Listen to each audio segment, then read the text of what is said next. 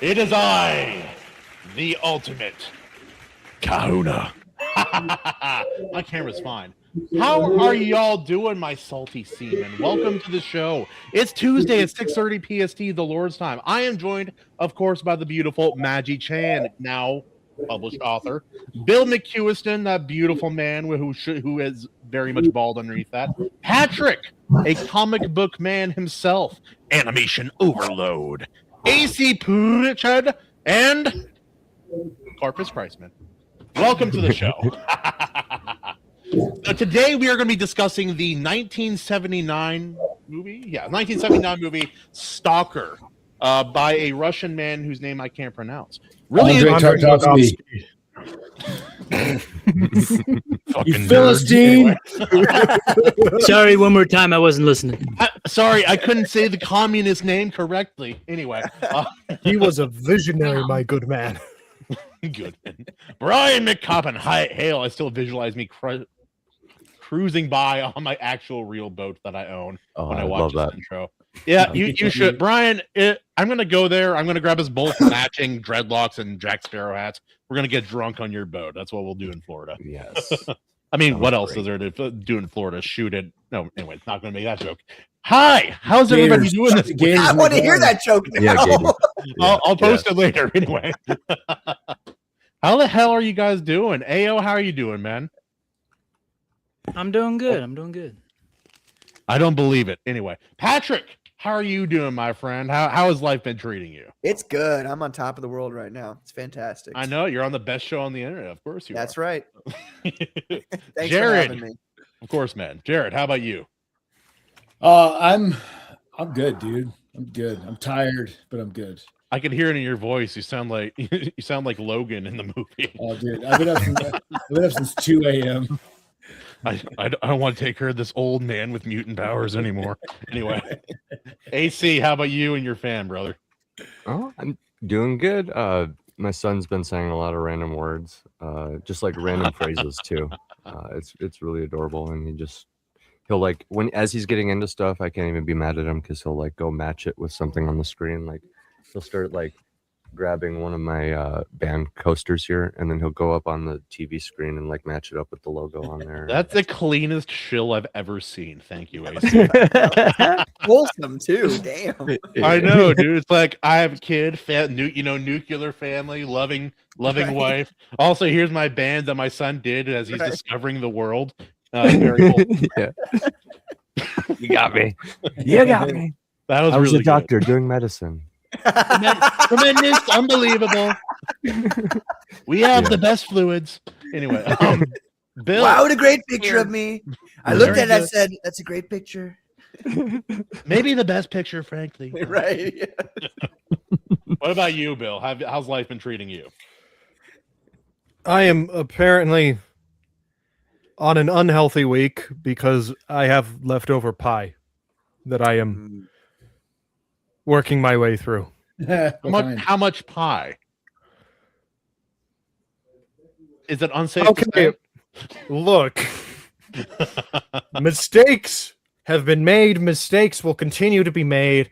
I ate the equivalent of 2 slices just now. That's a fourth. That's a Bill, fourth. You're fine. I once crushed 3 Costco pizzas by myself on a bet at a party. You're fine, man. I believe that. That's impressive. Look, this physique, I have to take care of it, okay? Yeah, there's me, man. Like, what am I going to do? I have this large body, I have this giant cock. It takes a lot of food, man. Anyway. Maji, if you're looking at the screen, I'm not going to explain what just happened. Hey, Maji. How are you doing this week? What's up? Wow. How are you? How's life been treating you? It's been kind of interesting. Work's been fun, and then gonna start a new project with James Esperanza soon. Ooh, Nice. Esparza. I said his name wrong. I know that's how we all want to say his name. Esperanza. Like James Esparza, he's a cool guy. He might know a couple shady people, but he's a cool guy. James Esperanza is a hero of a Zorro novel. Well, no, He's gonna take advantage of my anime voice and asked if I could do some reading for him. Nice. Nice. Wait, hasn't he heard mine? Yeah, see, mine doesn't require hilarious, dude. autotune. I'm unfortunately cursed with this, so You're cursed with the voice that VTubers have been faking for 10 years. You're fine. except for when you deal with it naturally in real life all the time, it gets a little iffy. Yeah, people don't take you seriously. You have to own your ID when you go out to drink. It's a whole thing. Now, Patrick, I asked you to what was it? I want to pick a movie that I thought you believed was underrated. Mhm. What made you pick 1979's Russian named Stalker movie? Well, so if you've watched it and you're not a big fan of long movies where there's a lot of talking and almost no action, I think that's probably the biggest reason. A lot of people don't like movies like that, like heavy philosophical kind of movies. And I like that movie. Gosh, it's one of those things where if you're the kind of person who's got what I call TikTok brain, or what a lot of people call that, it's not something that people like to engage with because it forces you to sit there and just experience it for, what was it, 3 hours and 21 minutes, I think it was. 2 hours 42 minutes. I think Okay. it depends on the version, but yeah, no, it's Yeah. not a short film. Yeah. And I don't really hear a lot of people ever talking about it as one of the most brilliant films ever made. And I personally feel that it is, especially one of the most brilliant Russian films ever made, you know. So I just, honestly, I love that movie so much. And you were like, hey, choose a movie for us. And I'm like, should I be nice to them or should I like make them watch a movie I really, really like? And I was like, I'm going to be mean. So, Well, I we love chose it. Stalker. Wait, Okay. are Bill and I the only two that have seen it from the panel? No, I saw it. Probably. I saw half of it. I saw No, it. I mean prior to this show. Oh yeah. Probably. Probably, yeah. And I got to say, Patrick, I was not actually planning on joining the crew this week. And then I get a ping from AC. He's like, hey, the movie this week is Stalker. And I'm like, Son of a. you have no idea how hard I get for that movie, man. Yes. I said Makushin is going to geek out when he knows we're doing Stalker. He did say that. We were going on. He's going to take Word on for the word. accent of his ancestors. You can quote me on that. I get hard for Stalker. I'm Anyway, not going Maji, to. how's your It's hard in for Japanese Stalker. Wait, no. children's game? What? It's not. Orange, you actually have some really fun. explaining to do. Anyway, How could you have drunk the what? What did she say? Well, Susanoo okay, did keep in what? mind, this is such an old game. It actually it's an entire story mode game. They don't make those anymore. But no, it's doing good. bad. Sorry. All right. Anyway, we're talking about Stalker, and watching this Japanese game Yes. is incongruous as fuck. Anyway, we're having a good time. This movie is odd, very odd. Not in a bad way, but in an on paper, it's a very boring film. But I found myself fairly engaged throughout it, despite all of that. A lot of that has to do with the sound design. I think they paid really special attention to that. Like the in the dry path, that area Right. when they're going through, the sound design is insane. I'm watching this like on YouTube because I'm cheap, and I'm like, this is insane. How did they this shouldn't be interesting, but the sound design and then the sets themselves, because they're taking place in Soviet Russia, which is basically like post-apocalypse anyway. It made the sets and the areas look very interesting, and I for me that really helped carry the film. Also, the like a couple like little acting things you just don't normally see in movies. Like at one point in the beginning, they're going to get in like the Jeep in the black and white section before they're in the zone, and he went to the wrong side of the car, stopped, realized, went back around the right side of the car. I'm like, that's not something you really see in movies very often. And yeah, no, it's just little details like that that I appreciated. But yeah, no, for those of you who have seen this movie before, like what are some things that you kind of attach to with this? the way that the movie handles the way the You crap, got I it. started speaking before I realized what I wanted to say. This is why I'm a writer, okay? I know word good. I know speak word good. You can take your time. Yeah. I don't think about anything that comes out of my mouth. Anyway, So, first and foremost, I want to say I think it's funny that you guys ended up doing Stalker after Harry Potter because the first Harry Potter.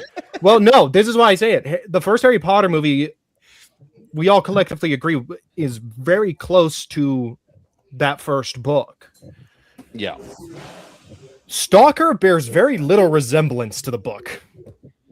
Which is Like really you have very key aspects such as the zone and this room that grants wishes. And people, stalkers who navigate the zone. In the movie, the stalker is leading people to this wish granting room. And even how they the approach to the golden sphere, that's the name of the room in the book. The approach to the golden sphere is different from book to movie. In the book, it is very much wish fulfillment. You go there, you can get whatever wish you want. The main character, Red, he has another friend who's also a stalker who went to the room and got a happy life out of it. You know, he's married to a beautiful wife. He's got kids. He's living it up. Meanwhile, in the movie, the only other person we know of who has gone to the room was Porcupine. And he's But he's talked about, but not really, Yeah, he's talked about, and you learn that Porcupine. He hanged Spoilers, by himself. the way. Spoilers, by the way, for the movie. I'm taking a deep dive. I'm diving into the deep end. deep.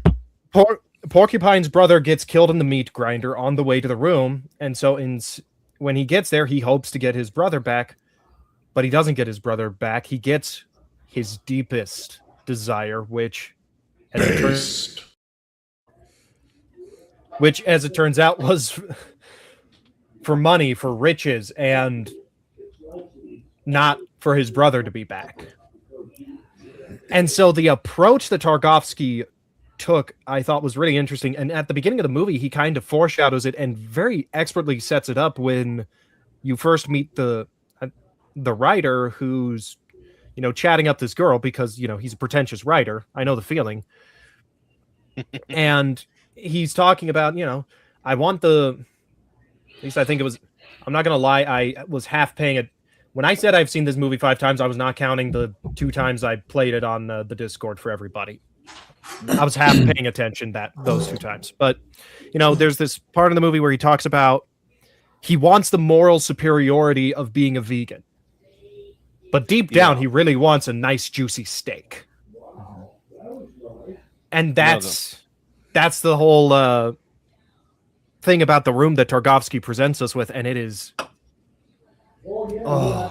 that's what sticks out to me. Denial and human desire and sacrifice and what you're willing to give versus what you're willing in order to get what you desire. And there's a lot of interesting themes played along there. Well, and to be honest with yourself about what you actually desire, everybody's like lots of people. I think what he's trying to say partially is that lots of people put facades over what they actually truly desire to be more acceptable in society, when they should just be more honest about what they really want. Yeah. I haven't read the book, so how does the setting itself kind of how similar is the setting itself? Yeah, our audience actually will very much like to hear about the book. Yeah. This is where I'm gonna shine, everybody. Let me just take a sip of my root beer. I'm going to let him chime. So first and foremost, in the book, it is actually fully explained what happened and what caused the zones. And yes, I said zones, so it's not vaguely zones. hinted to be aliens. Oh no, in the book, it's flat out said to be aliens. The prologue of the book is actually an interview with a scientist as he's talking about the landing patterns of the alien spaceships. It's really cool. And the zones basically become this treasure trove of alien technology that has fascinated and captivated humanity. Basically what happened was the aliens had a roadside picnic and left all their trash at the campsite or at the picnic site. And so that trash being all this crazy advanced bull crap, we humans are like, we gotta get us some of that. And that's when we're introduced to the main character, Redrick, who is recently out of prison for being a stalker, which is someone who navigates the zone. That is one thing that Tarkovsky kept, is that the zone is a very dangerous place, and if you make the wrong step, you will die. But he's trying to fly straight now. He's working with the Research Institute, and we actually get to see someone die pretty early on in the book because of the zone. This guy walks through, or the scientist Red is working for, walks through this transparent, almost invisible web, and he dies of a heart attack exactly 24 hours later. The Death Note death. Classic. Yeah, Classic. pretty much. And so that's the primary plot of the book, is following Red and others as you basically see how the zone and society change over time. The book itself is split into 4 sections after the prologue. And Hey, I like your monkey guy here. Thank you. And the You won't get I it. completely lost my train of thought. By the way, AO, that is a very apt picture, because that's another thing from the book. They briefly touch on the fact that it's discouraged for women to marry stalkers in the movie, And you in actually real see life. more. You actually see more of the genetic mutation in the book. Red has a kid with his at the time girlfriend. He then goes on to marry her. She also tells him that she's pregnant, like right before he gets arrested, which is very nice. You absolutely lay that right on me. That his daughter doesn't have legs. Oh no, in the book, she does have legs. She's just how do I put this? She's like Beast from the X-Men. Oh, she's hairy? Yeah, she looks like a monkey. That's why he calls her Monkey in the book.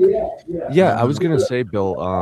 So like, I'm gonna try to use the resources I can. I'll try to chime in as kind of like the Jamie, so to speak.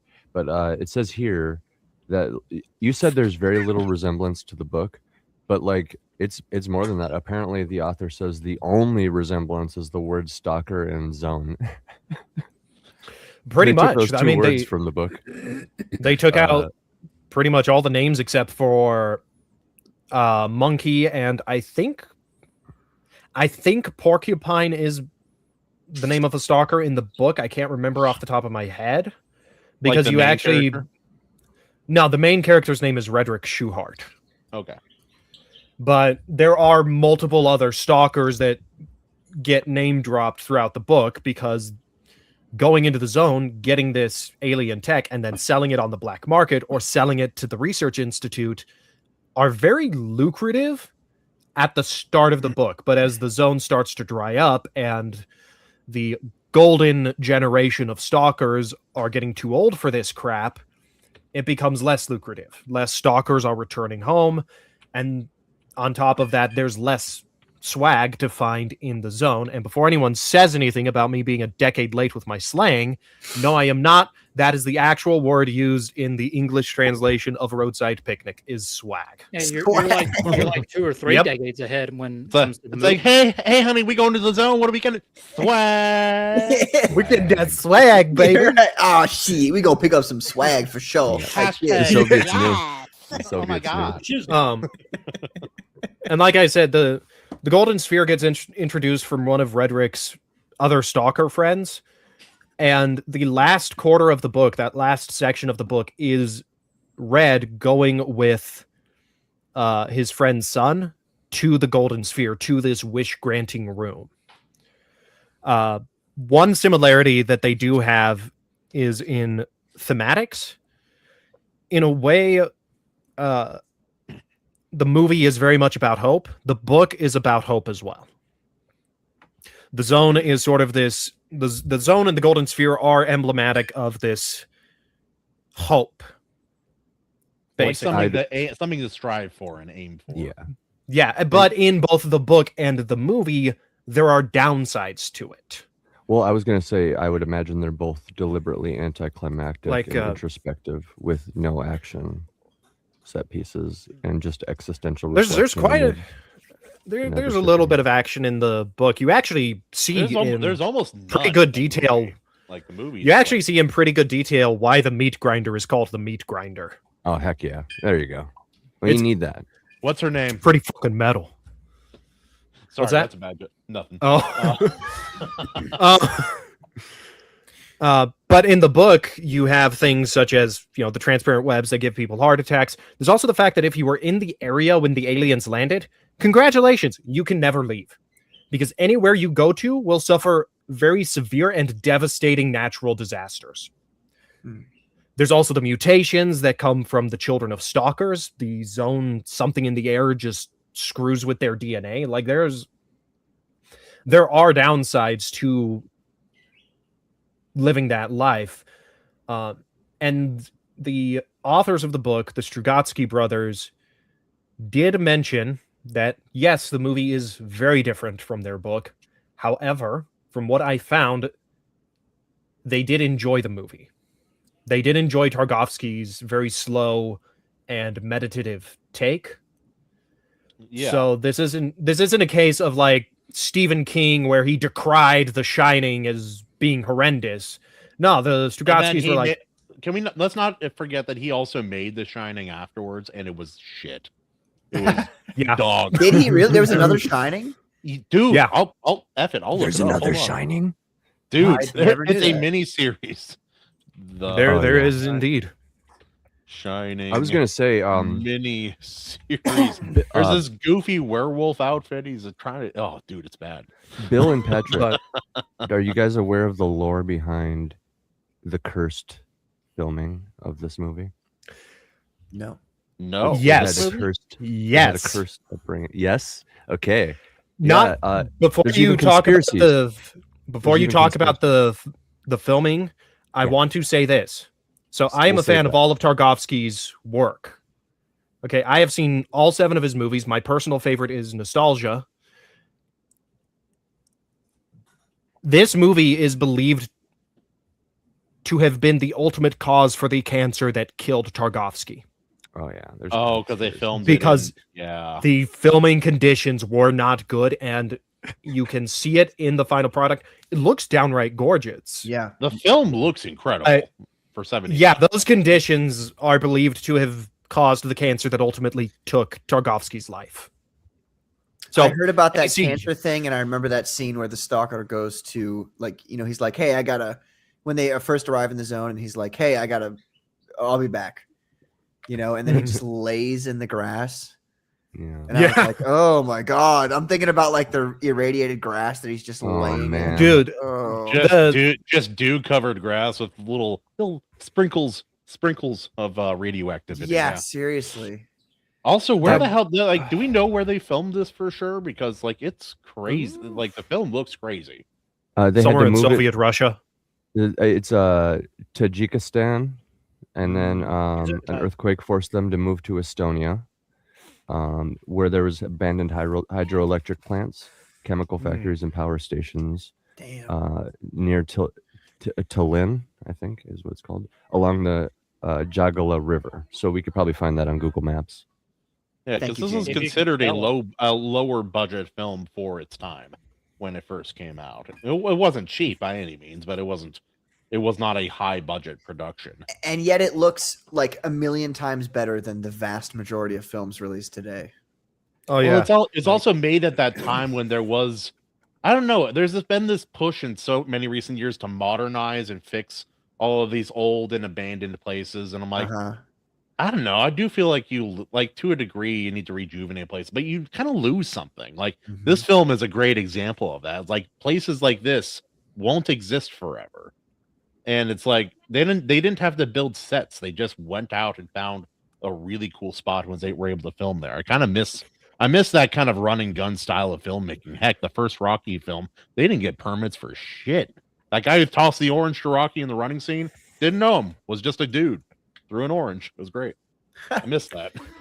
Holy crap, Well- guys! I'm really glad you picked this movie because And- the lore it gets crazier. But what were you gonna say, Maji? I think you were about to say something. Well, this wasn't the only movie where it ended up killing most of its hosts because of where it was located. Technically, Hmm. John Wayne and all them died not filming, but after filming the Mongolian movie. I forget what it's called, but it ended up basically giving half the staff cancer because they liked the rolling sand dunes, but it was after the nuclear test in the 50s and 60s down in Nevada and Utah. Yeah, That crap, dude. Big That oof. sucks. that's what I was Big gonna oof. say. Is The right here, Conqueror, right here. That it? It says the locations were highly toxic. Chemical waste polluted river with foam and summer snow, in quotes. Holy crap. Crew members reported allergic reactions and stuff. What the heck is summer snow? Right? I think that's ash. Like there's Lahaina snow, which is a Hawaiian term from when they used to have the sugarcane fields, and they had the trains that would run on coal. So they drop ash into the town every day, and they called that Lahaina snow. I assume it's something similar. Maybe the coal plants were just producing in the area. So like this is Soviet Russia in the 70s, so that's kind of what I assume. But maybe someone knows something I don't here.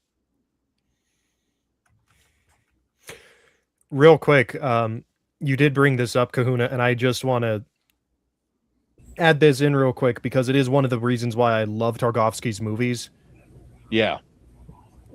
They are gorgeous. Absolutely gorgeous. Even Tarkovsky has this really good eye for great Oh, shots, shot especially composition. especially in nature. Like there are some beautiful set pieces and natural landscapes that he captures in his movies, and even in Solaris, which mostly takes place on a space station, it's gorgeous. Like he had a very visual eye, and I'm sure Jarrod could probably talk more on like the finer autistic details about that than I could, but Yeah, Jarrod, be autistic. Well, What we're here. I mean, it's more his cinematographer. It was Vadim Yusuf, and it's in that instance it's very collaborative. Like Tarkovsky considered Yusuf a storytelling equal in terms of what they captured, and so like those two went hand in hand. I think when you're talking about Tarkovsky, you have to you can't talk about the cinematography of Tarkovsky without talking about Vadim Yusuf, because like that was a large part of it, and it shows. Like I mean, it's like that's like you have a and they were rumored to be like good friends too, but when you have, regardless of whatever the personal relationship is like, when you have that kind of like collaborative gold, I mean it just man, it elevates things so far. So like some of those like some of those wide shots that there's so much that goes into capturing, especially some of that stuff that he did with like deep focus in the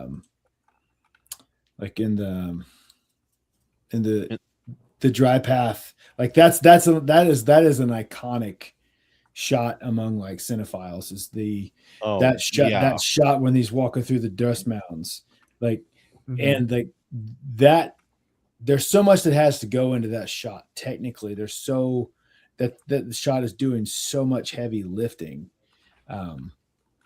that I have it here, Jared. Keep talking. it is like, also the sound along with it. It all works together.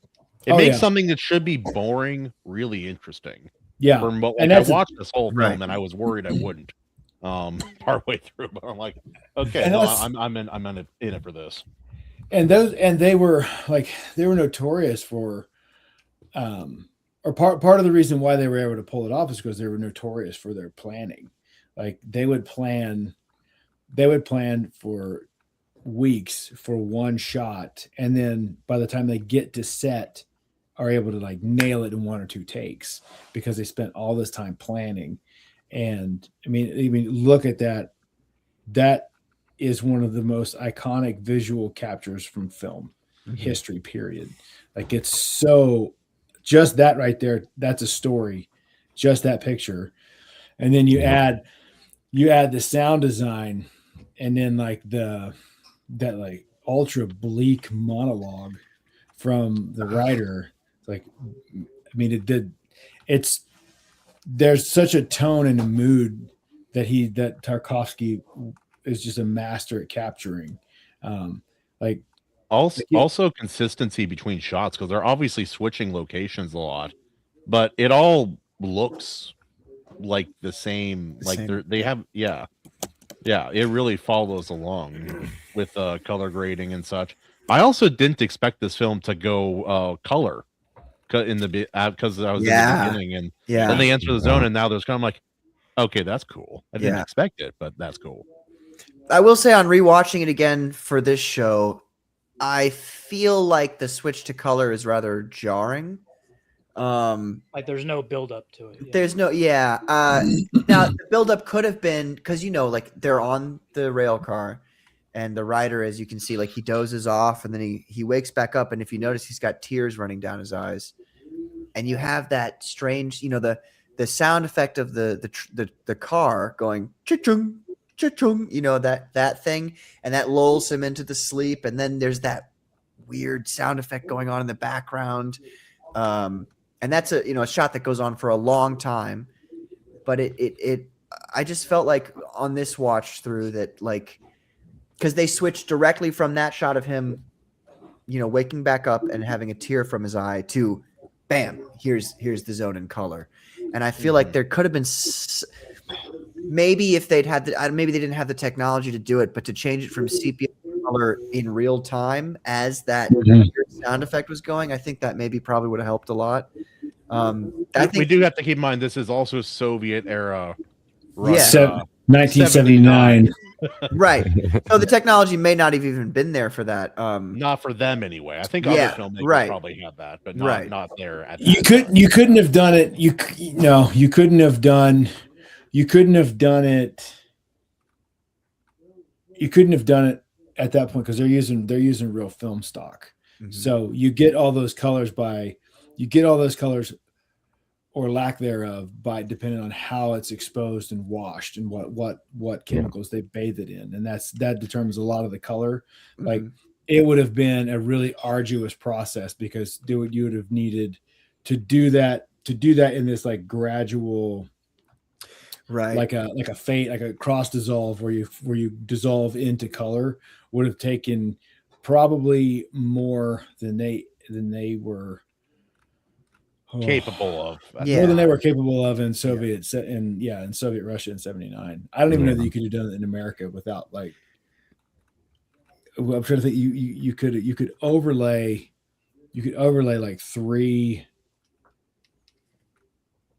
Yeah, you could layer it and then just remove. Yeah. And then but it would be such an expensive process, man. You would eat up so much because that would get really expensive really quick. I'm glad you brought up the color and the film stock and stuff, because one of the conspiracies is that Tarkovsky says that the entire first year of shooting was destroyed by a rival, because when it was rendered down, it had like this. The entire thing was ruined by like a blue color grading that showed up in the rendering.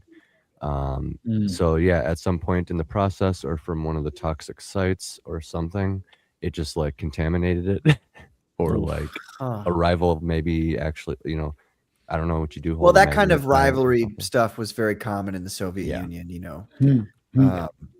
But it's because I've seen a lot of Soviet films from that era. I'm not going to say I'm a Russian historian, but I would say that I'm very deeply invested in Russian culture and history and the language itself, and since high school, and watching other Soviet films of that time era, they're nowhere close to being as spectacular as Stalker. And so I think that's another reason I really appreciate when people with very little resources can do something very beautiful. I think that elevates the art. Even if I know that about it, I think that elevates the art farther above what I would normally take it as. Yeah, Stalker and Nostalgia to this, both of those films visually hold up to this day. They still look amazing. Dude. So for any film from that era to look that good still is impressive. For any film from that era from Soviet Russia to look that good, that's monumental. Like, and that's the thing. Like that's why I said the last time Bill and I talked about it, is like he is underappreciated in the West for what he was able to do in Soviet Russia. Like imagine Tarkovsky with the in golden age Hollywood. Yeah. At the Like, same my time, God. though, the restrictions probably are part of why he became such a good filmmaker. That's very true. That's very true. And again, like this, I say good filmmaker. It doesn't mean commercial, because even I don't think high school me would have liked this film.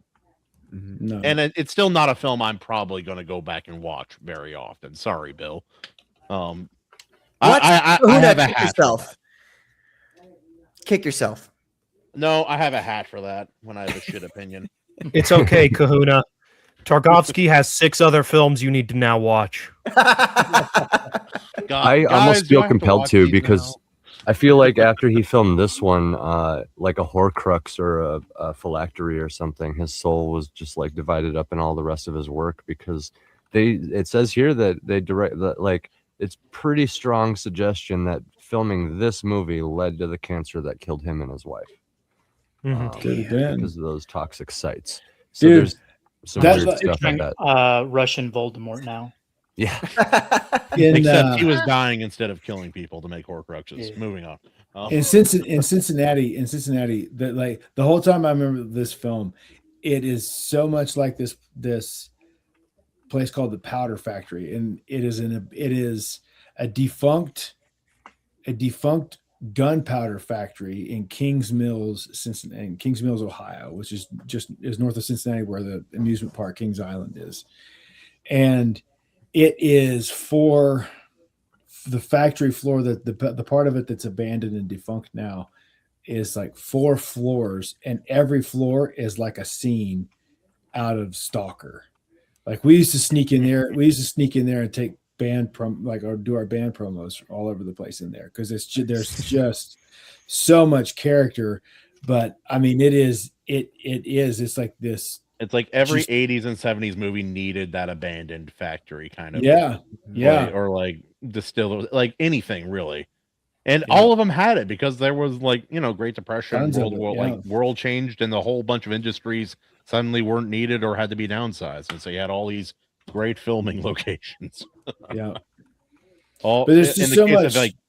Go ahead. There's so much that you can represent there with that, though. Like you can go with this very esoteric kind of storytelling like Tarkovsky, or you can do like a cheap, like, low budget slasher film, or some like cop, just a standard like cop film.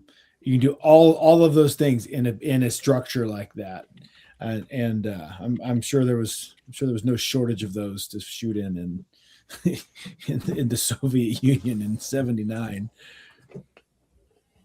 It's like this factory was functional last year. Now it's flooded. Oh my gosh. Like that scene when the writer goes down the stairs and that water, my God, what was in that water?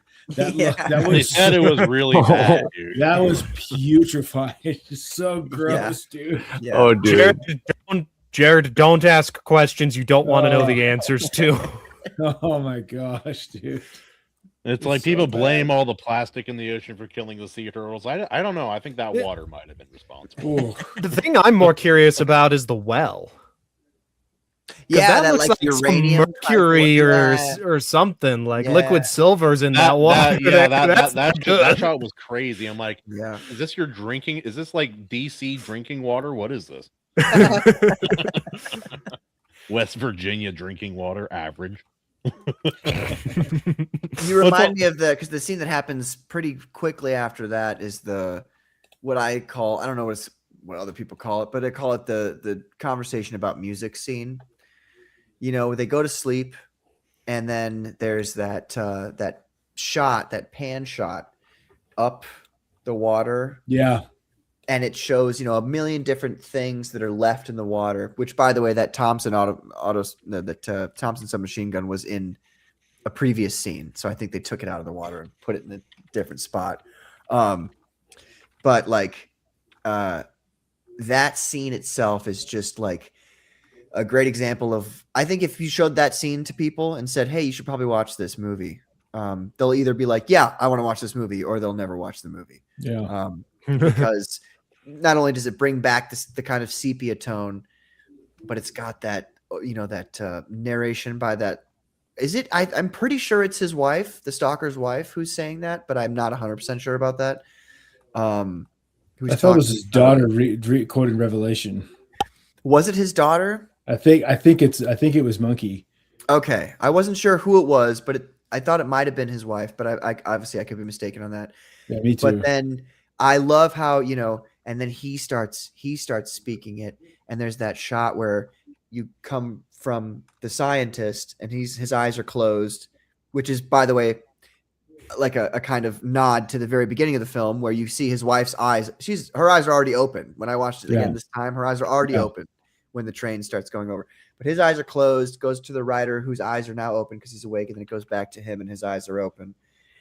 And it's just, and then he gives that monologue about music, which I thought was like not only a perfect monologue about music or art in general, but also like it explains to a degree like what his perception of the zone is. And it's just, I think it's literally one of my favorite scenes of all time and in all of movies, probably my favorite scene ever of any movie. And it's the cinematography, the sepia to the color, to them just looking at him and this guy just giving this speech. And then, it does that shot too of the lake.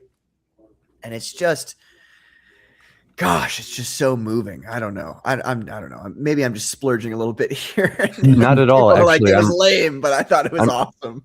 I'm really glad you brought up like what the zone represents and stuff, because isn't it like the subconscious or faith and stuff like that in a secular age, or even life itself? Like there's a lot of interpretation for it. Well, I think a lot of it too is like, because the writer is, it's hard to say. So it's like, you see this a lot in Russian literature where they're like, we have an idea of what this thing is, but we can't know for sure. So we can't say for sure. So we're just going to go with the idea, but the idea sounds pretty nice, doesn't it? But it's open to interpretation. Yeah, like it leaves that open-ended, like, what is it though? Like, are you all full of shit, or is this really what's going on? And you don't really know as the audience. Yeah, it could be faith itself, right? Mm-hmm. Well, it's like the Matrix. It's like you could apply a lot of, like you can interpret it a lot of different ways. You could do it religiously. You could do it economically. You could do it based on someone's individual choices for completely secular reasons, and none of them are necessarily wrong. It's just, again, that a good film of that's open-ended that way, a good film can be interpreted multiple ways, and that doesn't mean necessarily one of them is incorrect. This film makes me think of that a little Right. bit as well. It also says here that Tarkovsky saw it as a mirror for viewers to confront themselves with, which is why it's so ambiguous. Yes. Yeah, which is what I like about from a like from a storytelling standpoint, where he's not afraid to ask the audience to think for themselves, because what he's a big part of what he's doing there is between the story of Porcupine and between the story and the writer, it's getting people to develop a level of awareness about what they actually want instead of what they think they want, or instead of what they want other people to think they want.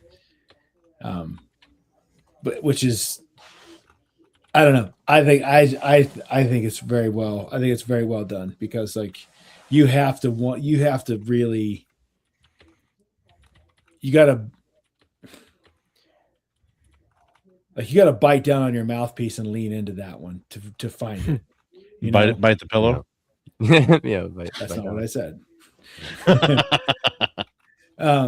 And then, I mean, I know, and Tarkovsky, the reason why there's so much difference between that and the book is because Tarkovsky notoriously rewrote everything before.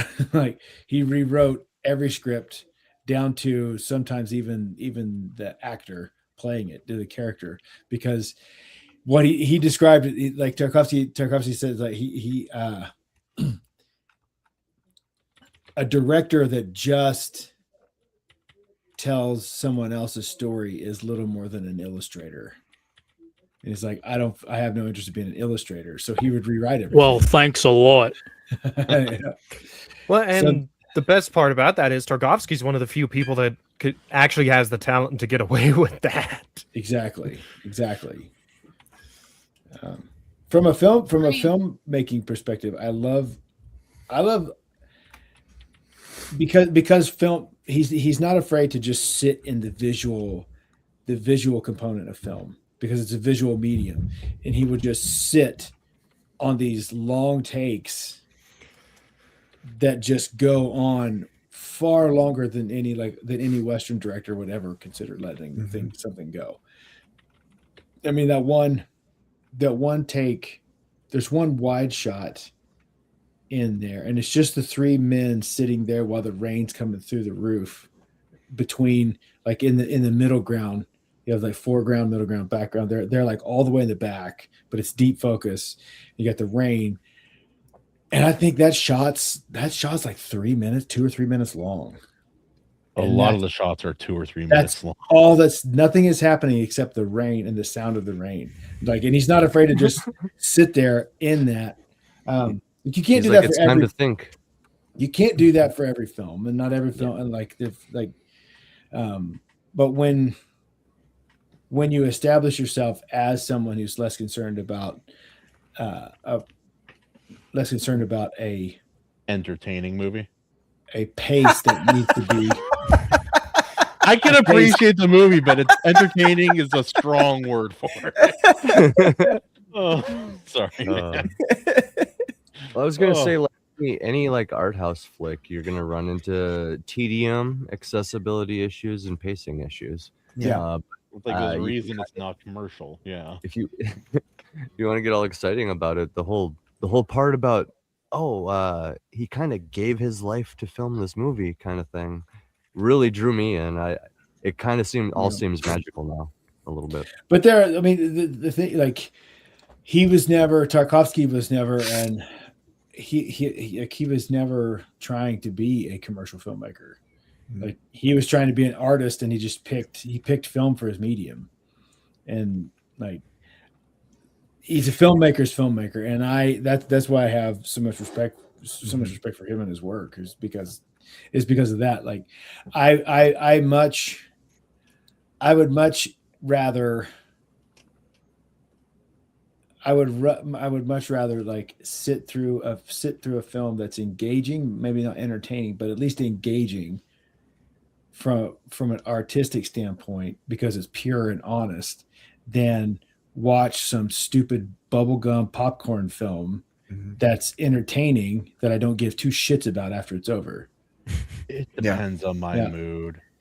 But at the end of the day, 100 years from now, if the world still exists, which it probably won't, you're going to have people still talking about Stalker, but people are not going to be talking about, like, for instance, another film that I love greatly that I think is underrated is Deadpool 2.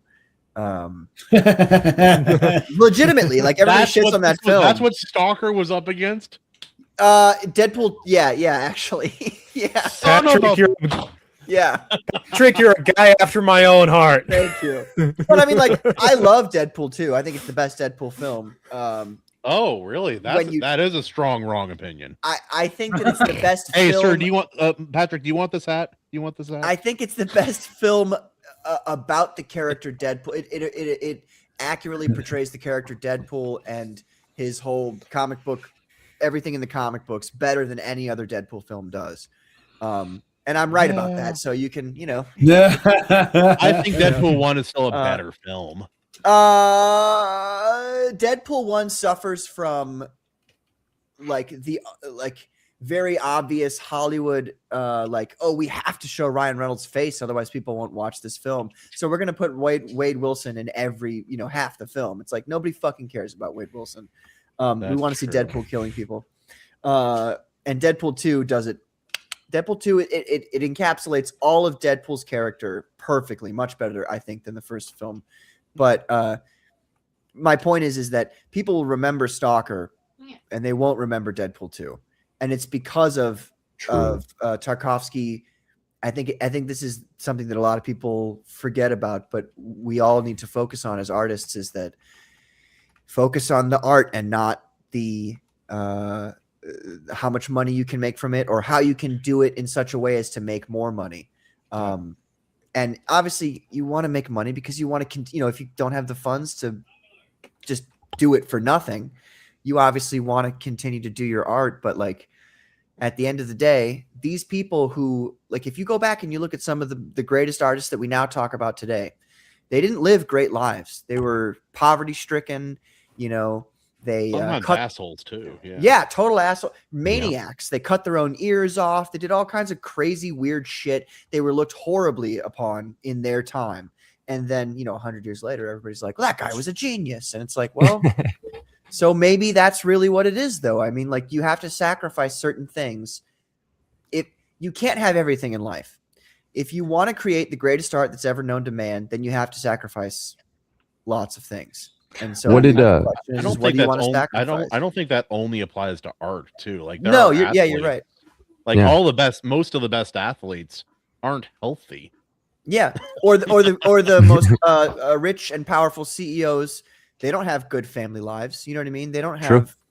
So you have to sacrifice one thing for another when you're trying to do something. And I feel like sacrificing money for your art, if you can do it, is one of the most noble endeavors that humankind has ever engaged in. Well, what did Nikola Tesla say? He said the present. He said, "Stop stealing my stuff." He said the present belongs to them, but the future for which I've seen belongs to me, or something like that. So actually, but now it actually belongs to the CIA because Donald Trump's uncle stole all his shit. Where are the other 14 trunks? I love that theory. I love that. I love it so much. It's not a theory; it's a fact. It happened. Yeah, there's missing trunks. No, I meant the whole theory that it's attached to. That's how I learned about it, though. But yeah, like he was pretty crazy. The future definitely belongs to him. We're kind of looking back at his tech, like, But before we get too carried away, it's about guest time. So how about we go around and to give our final thoughts on the movie? I'll start. I basically already mentioned my gripes with it. It's like any art house flick. There's going to be pacing, accessibility, and stuff. But looking more into the lore and stuff, and then really, really taking in each frame like listening to Jarrod break it down earlier while I was looking at those striking images, and just knowing that every inch, like every second of the movie is like cancerous to these actors. It's like, man, that's a strong float in my opinion. That's a thumbs up. I'm gonna give it a thumbs up. Nope, that's really good. We'll start on the bottom and go up. Animation overload. Did you see Stalker? I saw half of it. That's perfect. you saw people walking along. Anyway, continue. Give us your opinion. Sink or float. Final thoughts. I think it floats. Yay! Yeah. You know, I can appreciate the vision. They're very nice visuals. I didn't finish it. I didn't. long. It was nice. It's fine. You have a job. You have friends. You have things to do during the day. I get it. I definitely have two of those things. We're not going to play that game. Patrick, final thoughts. Sink or float. Float is good. My thoughts are that it's so good that animation overload should finish the film. And Give me a time, AC or AO. It's one of those films that it's not for everybody, obviously, but if you like heady philosophical movies that make you really think about what reality is and what's truly important to you as a person, I think it's a good film to watch. I wish I would pay money for Justin to be here, just so I could hear him angrily ask why we watched this film. He would quit. Anyway, That would've been Jarrod, your him thoughts. quitting. Sink or float. My only gripe with this with the film is hard because if I spoke Russian, I think it wouldn't be the same. But it's like the wide shots of dialogue where they're so wide I can't tell who's talking. Yeah, that's always bugged me, and that's it though. That's my one gripe with it. And I am fully aware, like, this film is not for everybody. Like, you just can't, like, not everybody's going to get into this film, and I don't think it has to be. I think Tarkovsky is exemplary of a Russian, like, visionary creator. There's a reason why Russian opera is second only to Italian opera. Russian cinema. That's kind of your opinion, but you know. It's a close second. Close second. Some would call it a tie. But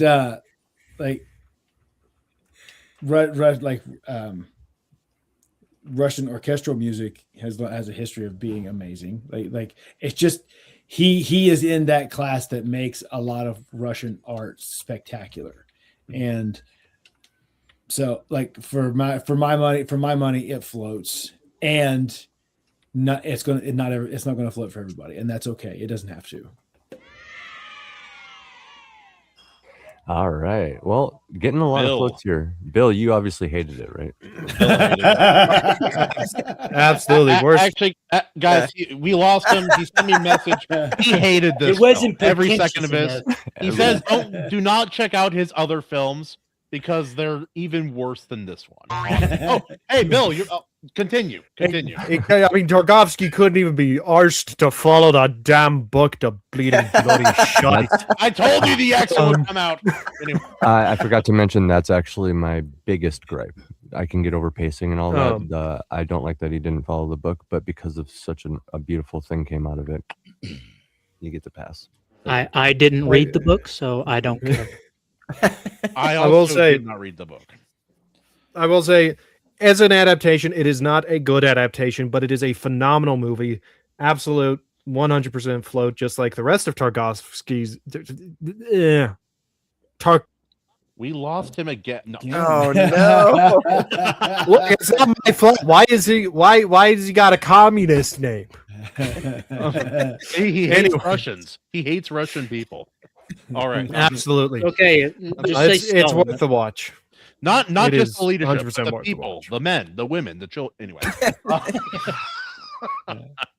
Oh, for me, I enjoyed this film. I was really impressed by it.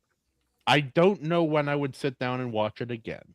Mhm. I have to be in a really specific mood to watch a 9-hour film about walking. Now, I have to be contrary because all of you are glazing it, and that's perfectly fine. Glazing. We're glazing, brother. Oh, what's the Russian equivalent? Also, Patrick, I vodka appreciate name. you being here in lieu of Justin, a friend of ours, one of the original hosts of the channel. He was also wrong, but no. But yeah, no, I was really surprised how much I enjoyed this very long film in a foreign language about walking. And that goes to talk about. I'm sure the book sounds like it's actually pretty interesting. I probably will check out. The book. I do really like this film. I'm probably not going to let my kids watch it. But yeah, no. So it gets a light float for me. Hey, Like kids, a pop you in the ocean. You want to yeah. watch real time cancer? Let's. Like, hey guys, hey kids, we're gonna watch an art house film. Let's watch Dune. Yeah. Kahuna, here's what you do. The Lynch Dune. You sit the kids down and you have them watch Come and See and explain to them in excruciating detail how the director traumatized a child using live munitions. No, what I'm going to do is I'm going to have them watch this movie. I'm going to say there's a monster that's going to jump out any second now for 4 hours. Dude, that would be horrible. Oh my god! It's like, hey kids, we're going to learn something about trust and telling the truth. Dude, that would be great. See, I didn't know about all about a lot of the other stuff behind the scenes for that film. But I remember when I was rewatching it and it got to the part right before the writer's monologue when he wakes up kind of laying sideways in the water. It's like that had to be a miserable day on set. Like that had to suck so bad. And then to just sit up and then give that monologue, like, oh, that is a miserable day to be that guy. It was sorry the film wasn't set right. Can we do that again? Yeah, right. Yeah, right. To be fair, Soviet Russia, I don't think they ever knew what a good day was like. Oh, that's This was not terrible day. Only one family member died. 6 out of 10 day. Not worse. Much worse than past. 3 men share 1 cigarette. Good day. Not Good day. Anyway. Good day. Maji, did you get a chance to say what you thought? I actually have no say in this. She didn't watch it. She's just here to chill. It's good. Well, here we go. Maji, just tell us something you like about stalkers in general, then. Yeah. Oh my god. Yeah, about that. Well, the one outside my house is actually pretty nice. He brought me a beer one day. I did show up to her house on Christmas one time. It was fun. Dressed as the Grinch, of all things. What's bad is she didn't know about it. But couple of things. First of all, Maji, we're on the same project with James Esperanza, by the way. Oh, nice. Yeah, it's gonna be great. And me too. Oh, you're on it too. Yeah. I mentioned that earlier. I think. Well, it depends on which project it is. He's a busy guy, but yeah. Have any of you ever played the Stalker video games? I heard they are on my play list. Oh, Bill, I'm so disappointed. You were my. I do not get so. Only hope. I have so little time to game. Oh. In my defense, he's too busy reading Morningwood Milking Farm and Oh, jeez. the Harry Potter 9/11 fiction called Tumbling Towers. Oh my Yeah, we god. gotta read that. Harry Potter and the Tumbling That's real, by Tower. the way. I read part of that on. That was a good day. Okay, before we get too carried away, I'm gonna play. Scary. I'm gonna play the clip, and then when the clip ends, we're officially in guest territory. So. Oh wait, yes. but we gotta. You guys, okay. Let me. Yeah. Give me my. Okay, the Stalker Finish video the game. games. They Yes, are based on the territory. movie, which is obviously based on Roadside Picnic. They're not even. They're even less 1-to-1. You know, not that the other one was 1-to-1, but like, if you play, there is a modded. It's a free mod that you can get. It's free. It's all 3 games combined into one called Stalker Gamma. And the if you're a modder, if you do modding for your video games, then it probably shouldn't be that too difficult for you. But if you don't, it is kind of to get into it. But it is one of the greatest video games of all time, Stalker Gamma. And it has that exact same, you know, like that you go to the wish granter, that kind of thing. There's all the like themes. It's a lot more Ukrainian oriented, but a lot of those themes move right over from that movie into the game. And wait, we gave billions of dollars to this video game? No, like you could no, not this one, because Gamma's free. That's different. Yeah, but I am on your side. You know, yeah, I'm rooting for Putin every day, baby. Let's go. But up next on the list is some Atomic Heart, baby. Let's go. Dude, Atomic Heart is great as well. But like legitimately, it's one of those like survival horror video games. So if you like that kind of thing, it's like Metro. If you guys ever played that, although probably a little bit more difficult, I would say. But I would highly recommend that video game. If you, I don't know if I mean, we got Maji here on the video games. I assume you guys kind of all like games, but you know, when I have time, I'm like Bill a little bit in that regard. Yeah. And I'm such a goober, dude. I'm like, let's play Halo and hey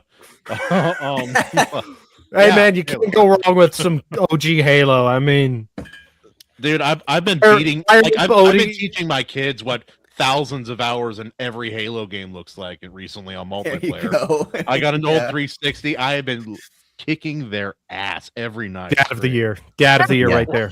But also, real quick, we got to acknowledge Wrangler with his 420. Wrangler, thank you. Here's my cock, and all right, there we go. and Wranglers can only get so erect.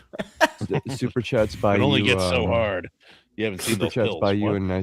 Super chats by you a nice clip. He did a smoking reference, so we'll do a smoking clip. Let's go.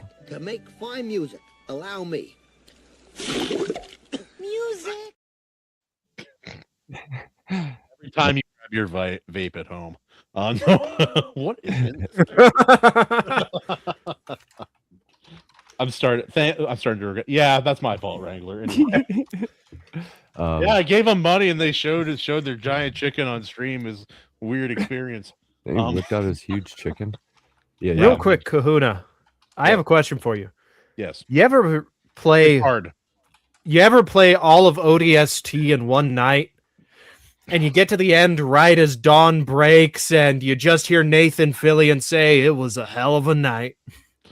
And then you look outside, and the sun's starting. You're like, "Fuck!" And then you look over, and you reach for the next can of Mountain Dew Game Fuel, the orange-colored one. Right. But it's gone. You grab your Dark Horse Nickelback album and throw that into CD player. Get ready to go to school and watch Obama be elected president. It's a hell of a time to be. I will never forgive.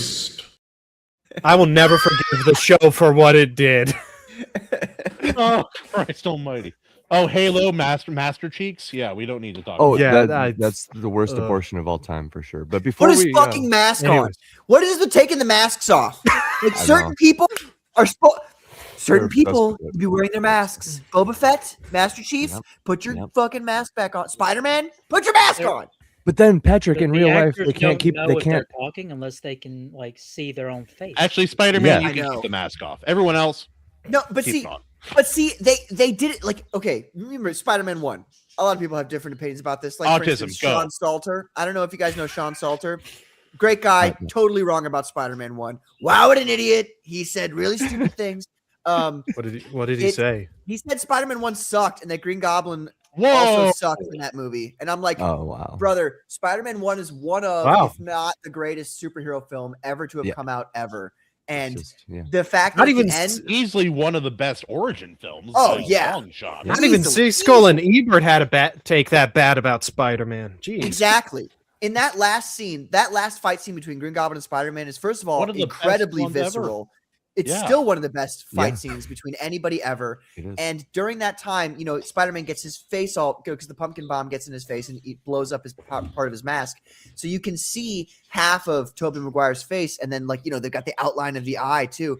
That is how you show the actor emoting if you absolutely have to. Battle damage. Yeah, Not, dude. oh my God, I got to take my mask off. Like, no, you Yeah. don't. You don't have to take your mask off. It's like Well, do the Iron they Man acquired thing. Sorry, I Like get the really Hulk upset man. about people taking their masks off. they acquired the IP, and they're like, so what are the rules of this universe? They looked, rule number 1, he keeps his mask on at all times. They're like, Yes. oh, fuck this. So, Patrick, Exactly. in The Dark Knight, when Joker went to take off Batman's mask and it zapped, or when his Goonie went over to do it and it zapped him, and he obviously couldn't do it. You just jizzed in the theater, right? Yeah, I was like, yeah, that's Like, perfect. dude, this is what I've been Amazing. asking for. Right. That's what I It, want. it would be like if at the end Joker wiped off his makeup so that we could see Heath Ledger. what's his name, Heath Ledger emoting. It's like fuck Yeah. off, like Yeah, stop dude. that. Anyway, Batman, I'm This going is- to go take these pills. I'll be right back. This is why Dread is still one of the best comic book movies because Well, Yes, Okay, that's the yes, mask. yes. Yeah. That is half the reason it's so good. Is because Carl Urban was like, no, you're not going to show my face. What are you So retarded? part of Come the on. problem with Who the do you think mask I am, thing was- Stallone? I'm keeping it. No, Bill, baby. shut up. We let women talk sometimes. No, you're good. Uh, For those who don't know, I actually have a couple second delays, so I never mean to be an asshole. It just happens. You're good. But I'll never So what forgive it you, is Maji. You're so is- mean. whatever. But so what it is with the mask thing, I actually saw it was an interview. I forget who it was with, but somebody from behind the scenes at the Marvel movie scenes. A lot of the masks coming off is because the actors refuse to wear them. You're Yeah. fired. You're fired. yeah, Fired. immediate. The fuck I out will of halt here. if I am making the movie, I will fire you and I will halt production until I get someone who can put on the damn mask. Yeah. There's, Yeah. there's Yeah, hundreds and then of they thousands of saw people that Mickey look like Rourke you. and Iron Man 2. They're like, you have to keep the mask on. It's like, Like, there's dude, like what happened? Like, I know drugs. What else happened to him? He was To a very Mickey good-looking Rourke? guy when he was younger. It looked like he got run over by all Dude. 18 wheels on an 18 Wasn't he in a bike crash or something? No. So I Mickey hope Mickey so. Mickey Rourke left Hollywood and went he went semi-pro boxing. So he went That'll do it. boxing. And then like has his boxing career, is kind of in and out of boxing and acting. And then toward the end of that time, he's doing live like hard sparring rounds with James Tomey, who is notorious for just blasting his training partners, and it messed up his face. So he had to have reconstructive surgery on his face. And then They didn't do a great job. well, yeah, because all the cartilage is gone in his nose, and then to like kind of try to make something work, they had to put like lip injection in he literally smashed his face off. Damn. Yeah. And Face. You got to have good Yeah. sparring partners, and also I guess Uh. Mickey didn't have very good head movement. oof, Brother, yeah. Gotta bob and weave, baby. you gotta fucking Slip the jab, Howard slip the Speed. jab, slip His the jab. guard, to stay clobbering time. guard should be here. His was yeah, right, right here, baby. Let's go. But yeah, so he Patrick, got don't look mangled. like that. You look like a victim when you do that. No, you got it. Boxing sense, you're like, don't hit me again. No, seriously. If I'm within 2 feet of you and I'm like this, you better watch your stomach. I'm going. You know how big my stomach is? That's a lot to watch. Listen, man. Yeah. Oh, It's such Christ a almighty. shame because he's He's a good actor, too. dude. hmm Like Yeah. So one of my favorite things about film is finding like rare moments in a film where an actor goes way above and beyond what the film they're in requires. Mhm. And like Nicolas Cage is notorious for this because he does all these really He's it's always just fucking insane. film. That's why. Yeah. but there will be moments in these films where it's like, oh my God, like that moment right there is why he won an Oscar. Like he's so good. And there was one moment that just sticks in my head so much with Mickey Rourke is from the movie, from The Expendables. It's like, it's a shoot 'em up Stallone film, but there's a moment in there when Mickey Rourke is having this monologue about when they were in Bosnia, and his character watches a woman jump off a bridge, and like at the time he has no connection to the emotion behind it, but then in the moment when he's retelling it, he does. While he is painting, it's while he is painting this guitar that was supposed to be a present for the chick that just left him, and he's having this moment. It's like, oh my, that's why he was nominated for an Academy Award. It is pure gold in the middle of this just average action film. It's just The Expendables. Oh my gosh, dude! Like, it's like, you did not need to go this hard, sir. Right. Yeah, We're like, I thought this was an action movie. He is a professional. Oh, yeah, like that. I remember watching that, and it's that is the one thing in that film that's like burnt into my brain. Is just that moment right there. It's like that there was so much of him on the screen right there. Like, oh my gosh. Yeah. And then like another one, like not with Mickey Rourke, but with Nicolas Cage. The one that caught me off guard. The bees. Did you ever see the movie Season of the Witch? No. Yeah, actually. That was delayed releasing for like years. Yeah. So Season of the Witch. Okay, it's got Nicolas Cage, Ron Perlman, Christopher Lee, a whole bunch of people. It was weird. Wasn't Hayden Christensen in that one? I don't remember for sure. Really? Like anyway, there's a moment, and I remember the camera is above. It's a high angle shot looking down at Nicolas Cage as he's like having this argument with the person. I think it was with Ron Perlman's character, and like he goes like, he just like commits to this argument, and it's like he has this huge, like, it's not like this outburst. It's like it's contained. It's like the energy. It's not like Nick Cage energy. It's not like that spastic, crazy Nick Cage energy. But he's given these lines, and there's so much conviction, and it's like, oh my God, that was a moment of like pure genius, solid gold acting right there in Season of the Witch. Season of the Witch, yeah. Season of the Witch. Now? One of the movies of all time. One of the movies. With that one bit where you'll sit there watching Nick Cage and have a Danny DeVito moment, like, I get it now.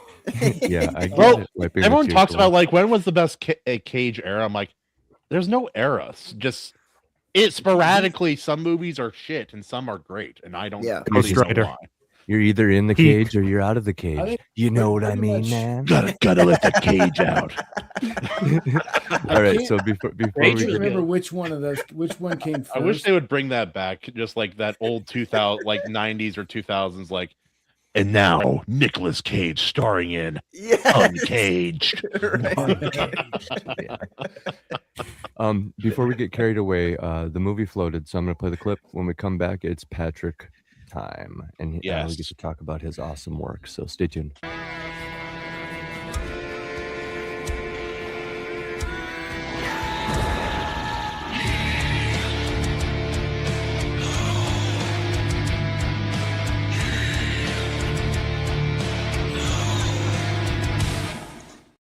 Based.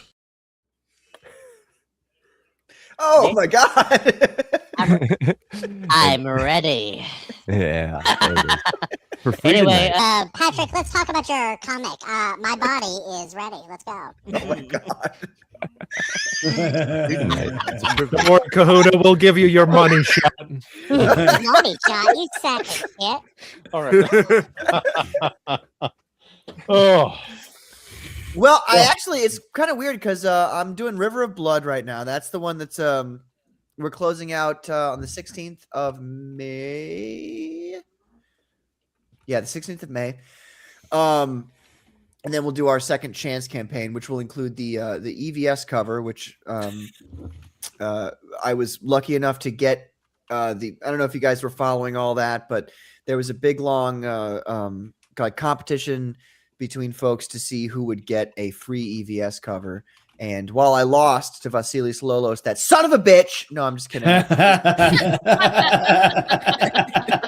It's like great competition, sack of shit. Oh, great competition. Yeah. Wow, what a piece of shit. I walked in. I said, this guy's a piece of stupid shit. woman. Huge fan. Fuck you. Huge fan. That's a pretty good impression, dude. They look a little Chinese. I practiced it a lot. I learned a new lesson from Shane Gillis the other day. You know, and so Okay. I practiced my Trump impersonation all the time. One night, me and Kahuna were just doing the impressions way too much, and we tossed on some Shane Gillis, and we got a damn copyright from it. Shane doesn't like his impression being out there. really? It's funny. He can make fun of other people and pretend to be them, but That's you can't watch him do fascinating. that. Huh. So yeah, it's interesting. But yeah, you do Shane good Gillis, impressions. what a pussy. But Apparently, it's worth money. It's also the way he's like what he says. Like sees something, makes commentary on it, then gives his own commentary on it. right. Right. It's brilliant. It really is brilliant. Anyway, what was I saying? Oh, so we're in River of Blood right now. It's funny though, because we're talking about Stalker. I wish that I had Phenomenon 3 going right now, because that's really Stalker, Metro, the Metro 2033 series, and Dostoevsky in general are like huge inspirations for my main work, which is Phenomenon. But we're doing River of Blood right now. It's Phenomenal Tales 2. Technically speaking, it is within my comic book universe. I hate using that word universe. It's so, you know what I mean? Like Non-cinematic universe. Ruined it for everybody. I understand. It's it's the Quinlan verse. No, fuck off. No, it's Brother, not. It's just what a is story. this picture on your profile on Fund My Comic? What is this picture? Oh, that's me. So I used to live with 3 dudes who were from my fraternity back in the day, and we lived in a house in this area in St. Louis, and we were the party house, and so folks would come by, and that was me during a party at some point, and I was delivering a soliloquy of Shakespeare. Attempting to, that's what you were doing. attempting to, but I was drunk, so it probably actually wasn't me doing that. It's kind of funny. It's funny you bring that up, Patrick, because I just dug out a really old photo of me, like at a party, really drunk, holding a bottle of Jack, and I'm really heavily considering making it into album art now, since I kind of can dabble with that kind of stuff a little bit. And I was just showing Animation Overload that earlier, so it's kind of funny that you have a candid picture as well. Yeah. So. That's before I had gray hair, but hey. I saw a Same, picture bro. of my ex-wife with 4 hookah pipes in her mouth. I'm like, yeah, that's about right. Is that a euphemism? No. Okay. You can probably find one like that in me too. Sure. Sorry. I'll tell you later. I'll tell you when you're older. All right. I was like, whoa, what does he mean? Hookah pipes. So River of Blood, while it's totally unrelated to all the other stories I've been telling so far, it's actually not totally unrelated, but you'll all find out if you read the other stories and you read this one. You don't have to, though. You don't have to read anything else that I've ever made. You could just buy River of Blood, and you would enjoy the story by itself. Long story short, it is a story about a young Algonquin man in 1526 whose entire tribe has been wiped out by this creature called the Wetiko. And so he decides, obviously, to go on a path of revenge, to kill this creature, and in the beginning of the book, he sets out on his manhood ritual, his spirit quest to become a man and become a hunter and a provider in his tribe. And he comes back to find that his whole tribe has been killed by this horrible, monstrous thing. And so he has to kill it, but he quickly realizes that he does not have the capabilities to do so by himself. So I'm looking at the picture, and that is amazing. Right. Yeah, dude, the art is so this is the image of Frederick showed me. I'm like, dude, you gotta have this guy on. Oh yeah, it's so cool. Yeah, it's so good, man. This is the amazing Peter Gilmore, the CG King of Horror. He is a spectacular person to work with. He's one of those people where, I'm sure you guys have, experience working with artists and stuff. I've been burned many times from some big name artists and some smaller name artists. It seems like once people think they're going to get the money, they're like, okay, well, I don't need to really put effort in. Peter's not that way. And so because of that, Peter always gets paid up front from me because I respect him and he respects me. And so we create great work together. And so what this story is about is this young Algonquin man. His name is Seneshween, shortened to Sanash. That's what we call him in the book. He goes down south to the land of the Red Rocks, as he calls it, to go learn at the feet of a legendary shaman by the name of Standing Waters on how to kill this creature, because he's heard that Standing Waters is a legendary giant slayer. So he goes down there to learn how to do this. And, that's all I can really give away at this point. But it's essentially two stories in one. It's the story of Seneshween getting bitter revenge against the Wetiko. And it's also the story that Standing Waters relays to Seneshween about the War of the River of Blood that led him to being, this renowned giant slayer and how to kill these types of things. I don't know if I could pick a cover. Damn it. If you have to, pick this one, the deluxe edition. All of these covers, by the way, everything on this campaign will be completely cut off and not available when it ends on the 16th of May. The only version of this that will be available will be the EVS cover, which obviously is something also people should back. But the deluxe edition will include all of the concept art, which is there's a ton of stuff that Peter and I have gone back and forth over about designs for the Wetiko, designs for the characters. It's going to include at least one short story that I've written about the Wetiko, because this story about this creature has been something that I've been thinking about since sophomore year of high school. So when I was 15, and I'm 32 now. So there's going to be at least one of those short stories that I've written about this creature included in that, as well as all the concept art and all that kind of stuff. So it's going to be probably a good 20 more pages than the actual book. And obviously it's got that spectacularly beautiful wraparound environmental cover. The wraparound. Yeah, that's like a bande dessinée French style. Painting, dude. Peter and I were like, I particularly like to push the boundaries of what I'm supposed to or allowed to do on comic books. It looks beautiful, by the way. Yeah, so good. Got to animated stand out. Your local artist. AC is as well to a degree. Yes, Bill, Pants boy. Sorry. So sorry, I'm looking at your rewards here on my other monitor. Yes.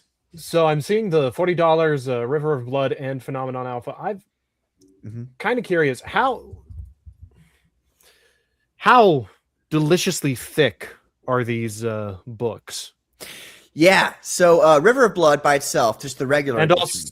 And also is the $40 tier that I'm seeing here, is that for the physical copies? Yes.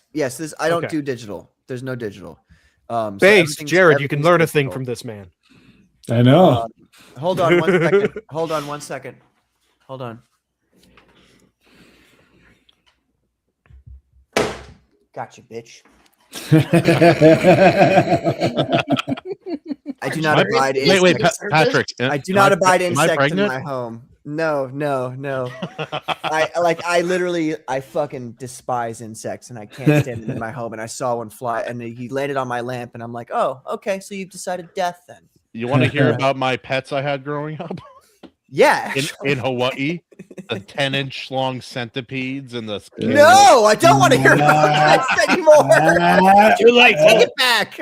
So my grandpa, when my mom was growing up, he would cut the stinger off on one end and the pincers off on the other, and he'd chase them around the house with it. So they ran all three daughters and my grandma ran into the bathroom and they're like, oh, we're safe. Oh, wait, this is an Asian style home. There's a vent right there. So he just tossed it in there with him. Oh, no. Panic. 3 girls and 1 mother. Oh, that's and a horrible. Giant, these suckers are thick as one of my fingers. Yeah.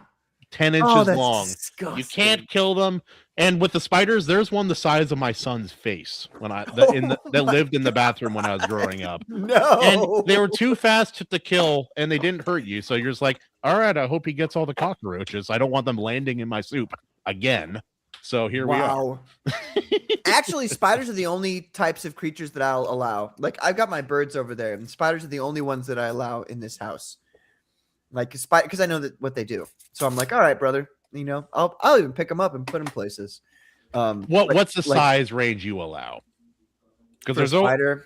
There's always a range. Yeah, see like that big. Even that's a big spider. Once you get that big, I'm like, unless you disappear right away, you got to go. You got to be paying rent if you're that big. Yeah, it's nothing personal. I really don't dislike spiders, and I'm not scared about spiders. It's weird. I don't have any fear of spiders. Insects, can't stand them. I got bitten by a brown recluse when I was a kid, and I was never afraid of spiders again after that. See, there you go. Exactly. I'm just like, well, I've had the flesh cut out of my ass literally after 2 shots and treating it for 30 days straight as a 10-year-old. So I think this is as bad as it gets for me. That is, yeah. Also, real quick, I want to let other people have questions and talk too, but this is a bold statement, but this is maybe very close to my favorite comic aesthetic in indie comics I've seen, period, anywhere. Wow. So I mean that as a high compliment. There's a lot of really good indie comics, but this aesthetic, the color, the details, the whole thing, phenomenal. Anyway. Thank you. Phenomenal. It is Phenomenal Tales #2. The original, the regular version without the deluxe stuff, all that, it's going to be probably 70-75 pages for River of Blood. Oh, that's a good size. Okay. Nice. And very nice. Alpha is 4 plus 47 plus 48, which I don't know the exact, and plus 20-ish after that. So however long that is. Okay, give me a second to bust out the abacus. He's got the beads. Reviews for the deluxe version. He does have an abacus. I thought you were joking. No, I have 3.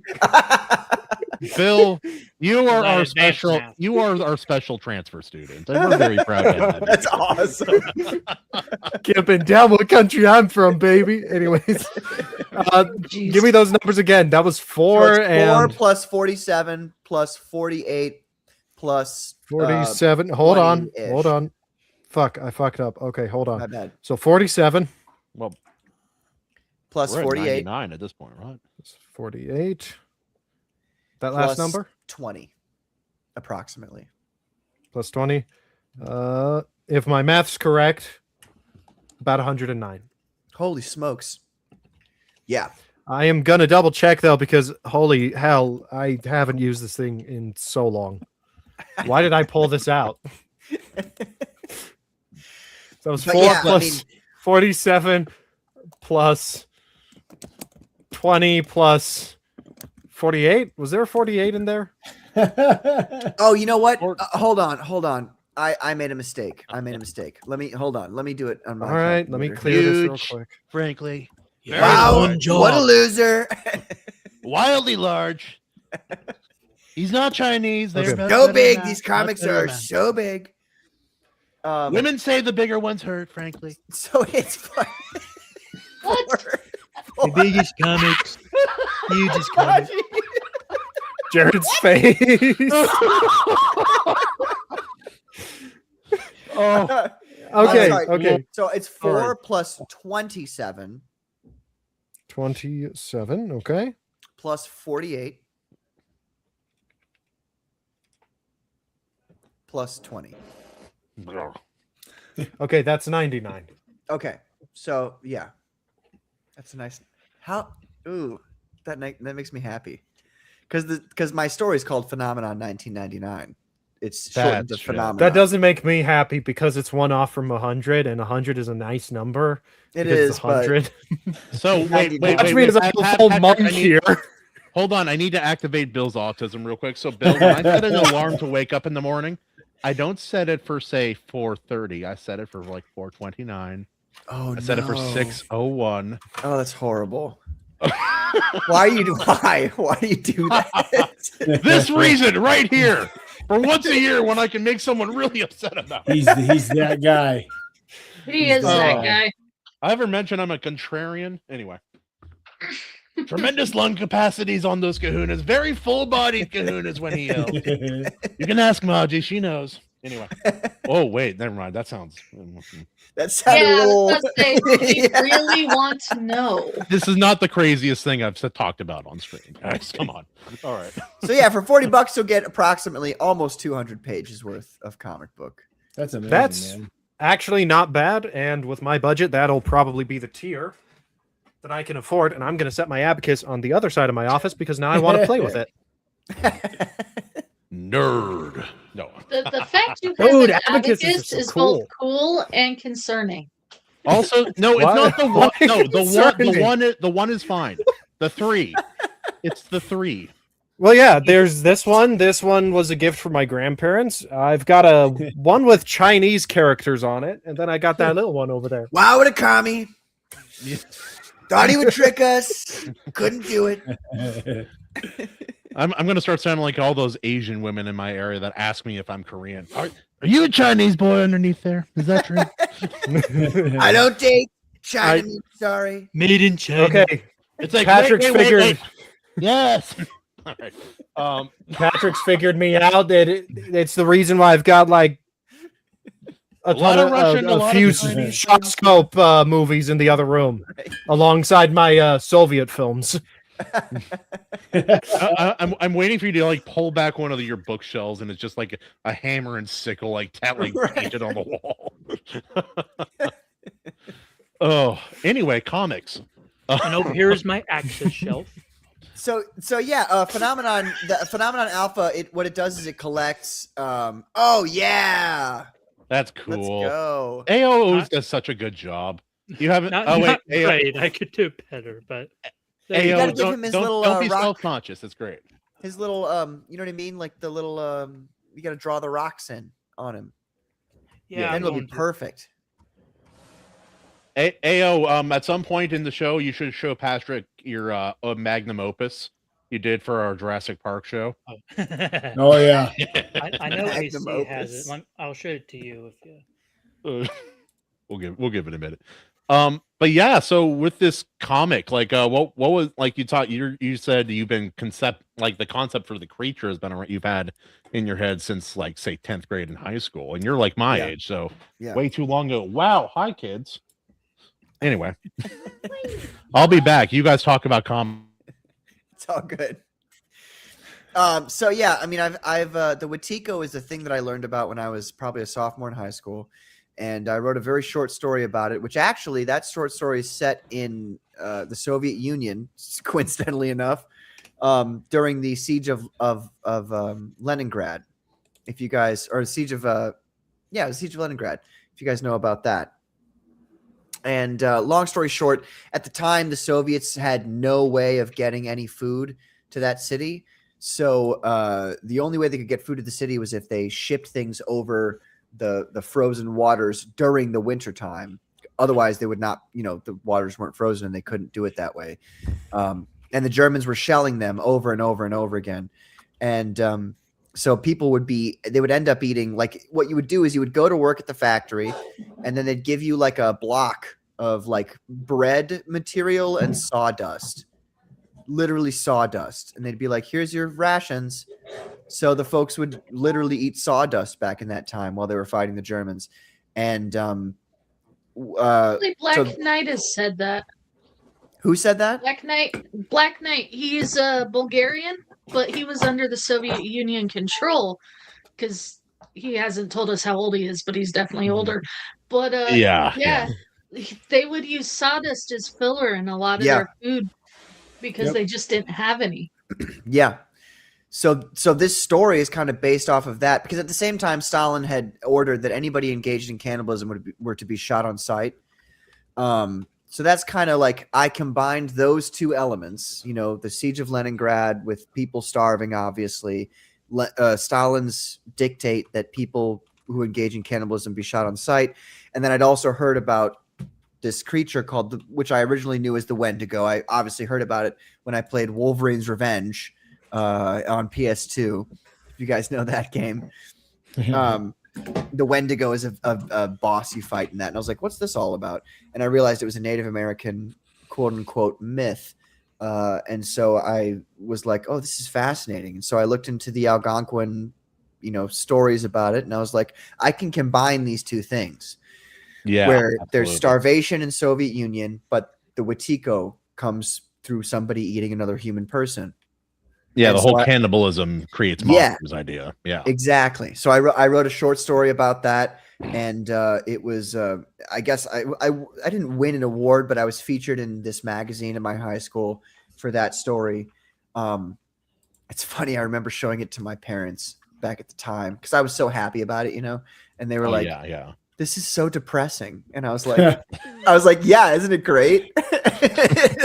I'm a real artist, Mom, Steve. Right. Yeah. Right. So it's like you look at all these old papers like about hacking right. heroes, and you're like, this is before I was a real artist, Mom. Right. The other story I wrote that got into that magazine was a story about a guy who's a very, star football player. He's now the CEO of a company, and he's sitting in his office, and he's living life, and he's about to hit on his secretary, and then a plane comes crashing through the building, and then it turns out it's 9/11, and he jumps out the window to save himself from dying from a fire. So anyway, I've always been about uplifting stories. The burning building won't get me. I'll do it myself. Right. I've always been a very uplifting individual, but anyway, that story, it always sat with me, and it always it was one of the greatest things I think I'd ever done artistically. And I've done lots of things and been in bands and done all kinds of theater and all kinds of stuff like that.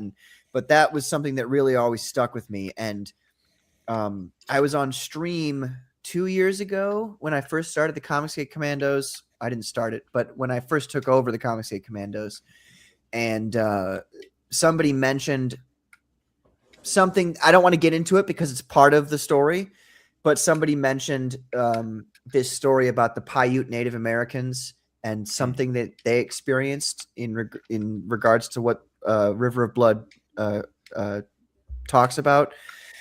And I was like, whoa, wait a minute. And I looked into that, and I was like, holy shit. And I had that same connection, oh, well, we've got starvation over here in the Soviet Union. I can bring the Wetiko into that story. And it was the same. It was a similar style of oh my gosh, I can connect these two things together. And so that's what I've done with River of Blood. And I'm really, really stoked about it because it's not only just one of the best things I've ever written, but it's also, I think, if you take a step back and you look at it from the perspective of this is all based on historical testimony, whether you choose to believe it or not, whether you want to call it mythological or not, if you think about it from that perspective, it all becomes really, I don't know, in my opinion, it's quite fascinating. But I'm obviously biased because I wrote it. And it's you can't, even if the stories aren't provable, there's still value in them. I'm Hawaiian. We talk about all the Menehune, which are these mythical little people, but they find evidence for them. So it's this weird kind of gray area of history and mythology that all kind of comes together. Yeah. And I'm a big proponent of that. This idea of being able to prove things doesn't actually mean that things were real or that they weren't. Yeah. So for instance, when I was a kid, and again in sophomore in high school, somebody, at the time I was like, well, we went into those countries to stop them from weapons of mass destruction. They're like, oh yeah, well when we went in, there weren't any weapons of mass destruction. And I'm like, yeah, are you retarded? They probably moved them once they found out we were going to invade them. It's yes, yeah, dude, stop being gay. Play I mean? Halo. What's wrong with you? But it's just one of those things where it's I think a lot of humans desperately desire for things to be quick and simple and easy, and for things to be easily provable or not. And that's unfortunately not the way that history really works. The way the history works is at the end of the day, everything is based off of the testimony of individuals saying, hey, this is what happened. This is what's real and this is what's not. and you can choose to believe it or you can choose not to based off of the, how trustworthy the source is. But at the end of the day, and even in our modern society, we act like, this is a fact or this is not a fact. Well, you really don't know that for sure, because at the end of the day, you're basing it off of somebody telling you that it's a fact. And unless you see it with your own eyes, you can't really know. You're just trusting somebody's testimony. And that's all of history. We're always just trusting other people's testimony. So I'm not one of those. I'm a very extreme Christian, but I'm not one of those people who looks at other cultures like the Native Americans, for instance, and goes, everything they say is bullshit because it doesn't agree with my current perception of what's real. You know what I mean? There are often kernels of truth within it. Precisely. And sometimes it's more than just kernels of truth, but you have to be open to listening to people and what you got to do is you got to look at everybody and take pieces of what everybody's saying and see, okay, what all connects together? What kinds of things are can you pull from each culture that you can find that is something that you're going to see? And that's the way I look at the world, is because I think all humans are fallible naturally. And you have to just be able to be humble. Except for me. I'm the greatest man of all time. I dressed up as a doctor. Best words. Everybody's losing their minds. And so it's just, what is truth? That's from the Bible, actually. Well, there are giants in the Bible. Yeah. So yeah. Yep, there really are, aren't there?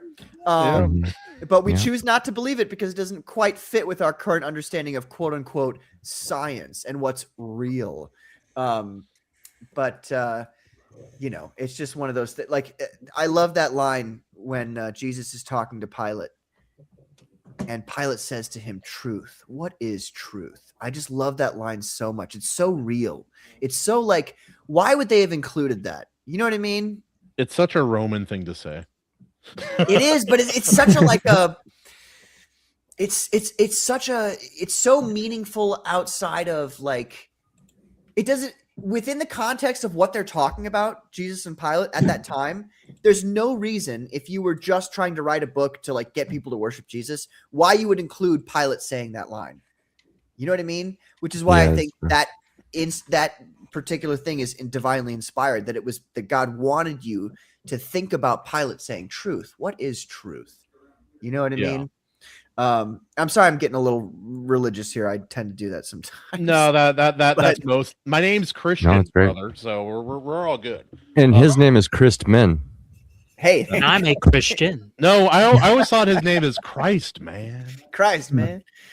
No, but I mean, that's for me. That's really what it comes down to. Is what you'll find in River of Blood is my interpretation of what I consider to be real historical events.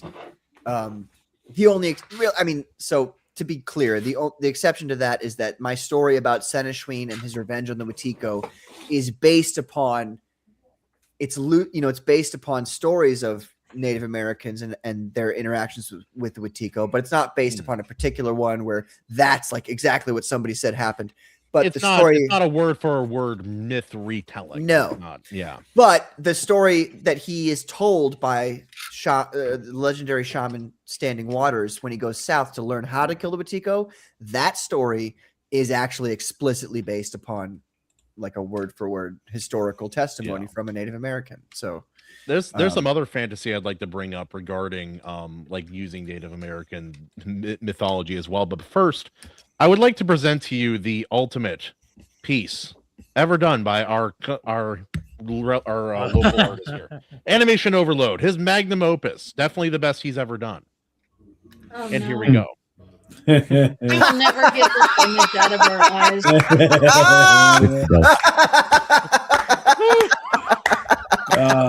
Never gets old. It never gets old, dude. AC's little squish. Look how happy he is. The best. Amazing. If I could print this on a 3x8 and put it on my wall, I would do it. It's going to be a poster your window. Background, bro. Yeah. It needs to be a shirt. We instantly went and put it as the header on our Twitter. It's probably going to be a poster. Yeah. basically what I've been started doing, we just kind of had animation overload drawing stuff just for fun, and then it was easier to just pick something from whatever movie we were doing, just for not having to overthink it. And then it looks so awesome that I started making it like the thumbnails. So That's so perfect. It's Here we so are. fun. Like it took me. I was trying to figure out what he was doing, and as soon as I saw him drawing the little, I'm like, "Oh, you're doing the me." Oh, okay. I see where we're going here. This is good. Oh, And then Oh, but, you suggested the meme version. oh, yeah, I did. Yeah. yeah, I was gonna say I gotta take off and be with the family, but thanks for coming on, Patrick. You're welcome back anytime. you You're for super having me. awesome. Yeah, you guys have a good night. Listen to my band on Spotify or wherever. Empty My Lungs. Cheers. Have a good night. Also man. support his comic. Very good. Very Yes. big, beautiful Wow. comic. Yes. Thank you. Rubbed it all over myself. It's a great comic. Oh my God. Cheers, guys. Peace out, AC. Love you, AC. Peace out, brother. Hey. Oh. He's a great guy. It's always nice to be on with AC. Yeah, no. So you were on Frederick's stream or a different stream with him? Well, I've been on him on my stream, the Commandos, and also on Frederick's stream. Oh yeah, Comic Yeah. Commandos. I've caught a couple streams here and there, but Yeah. there's so much to follow, dude. I forget. Yeah. No, I understand. It's it's what it is.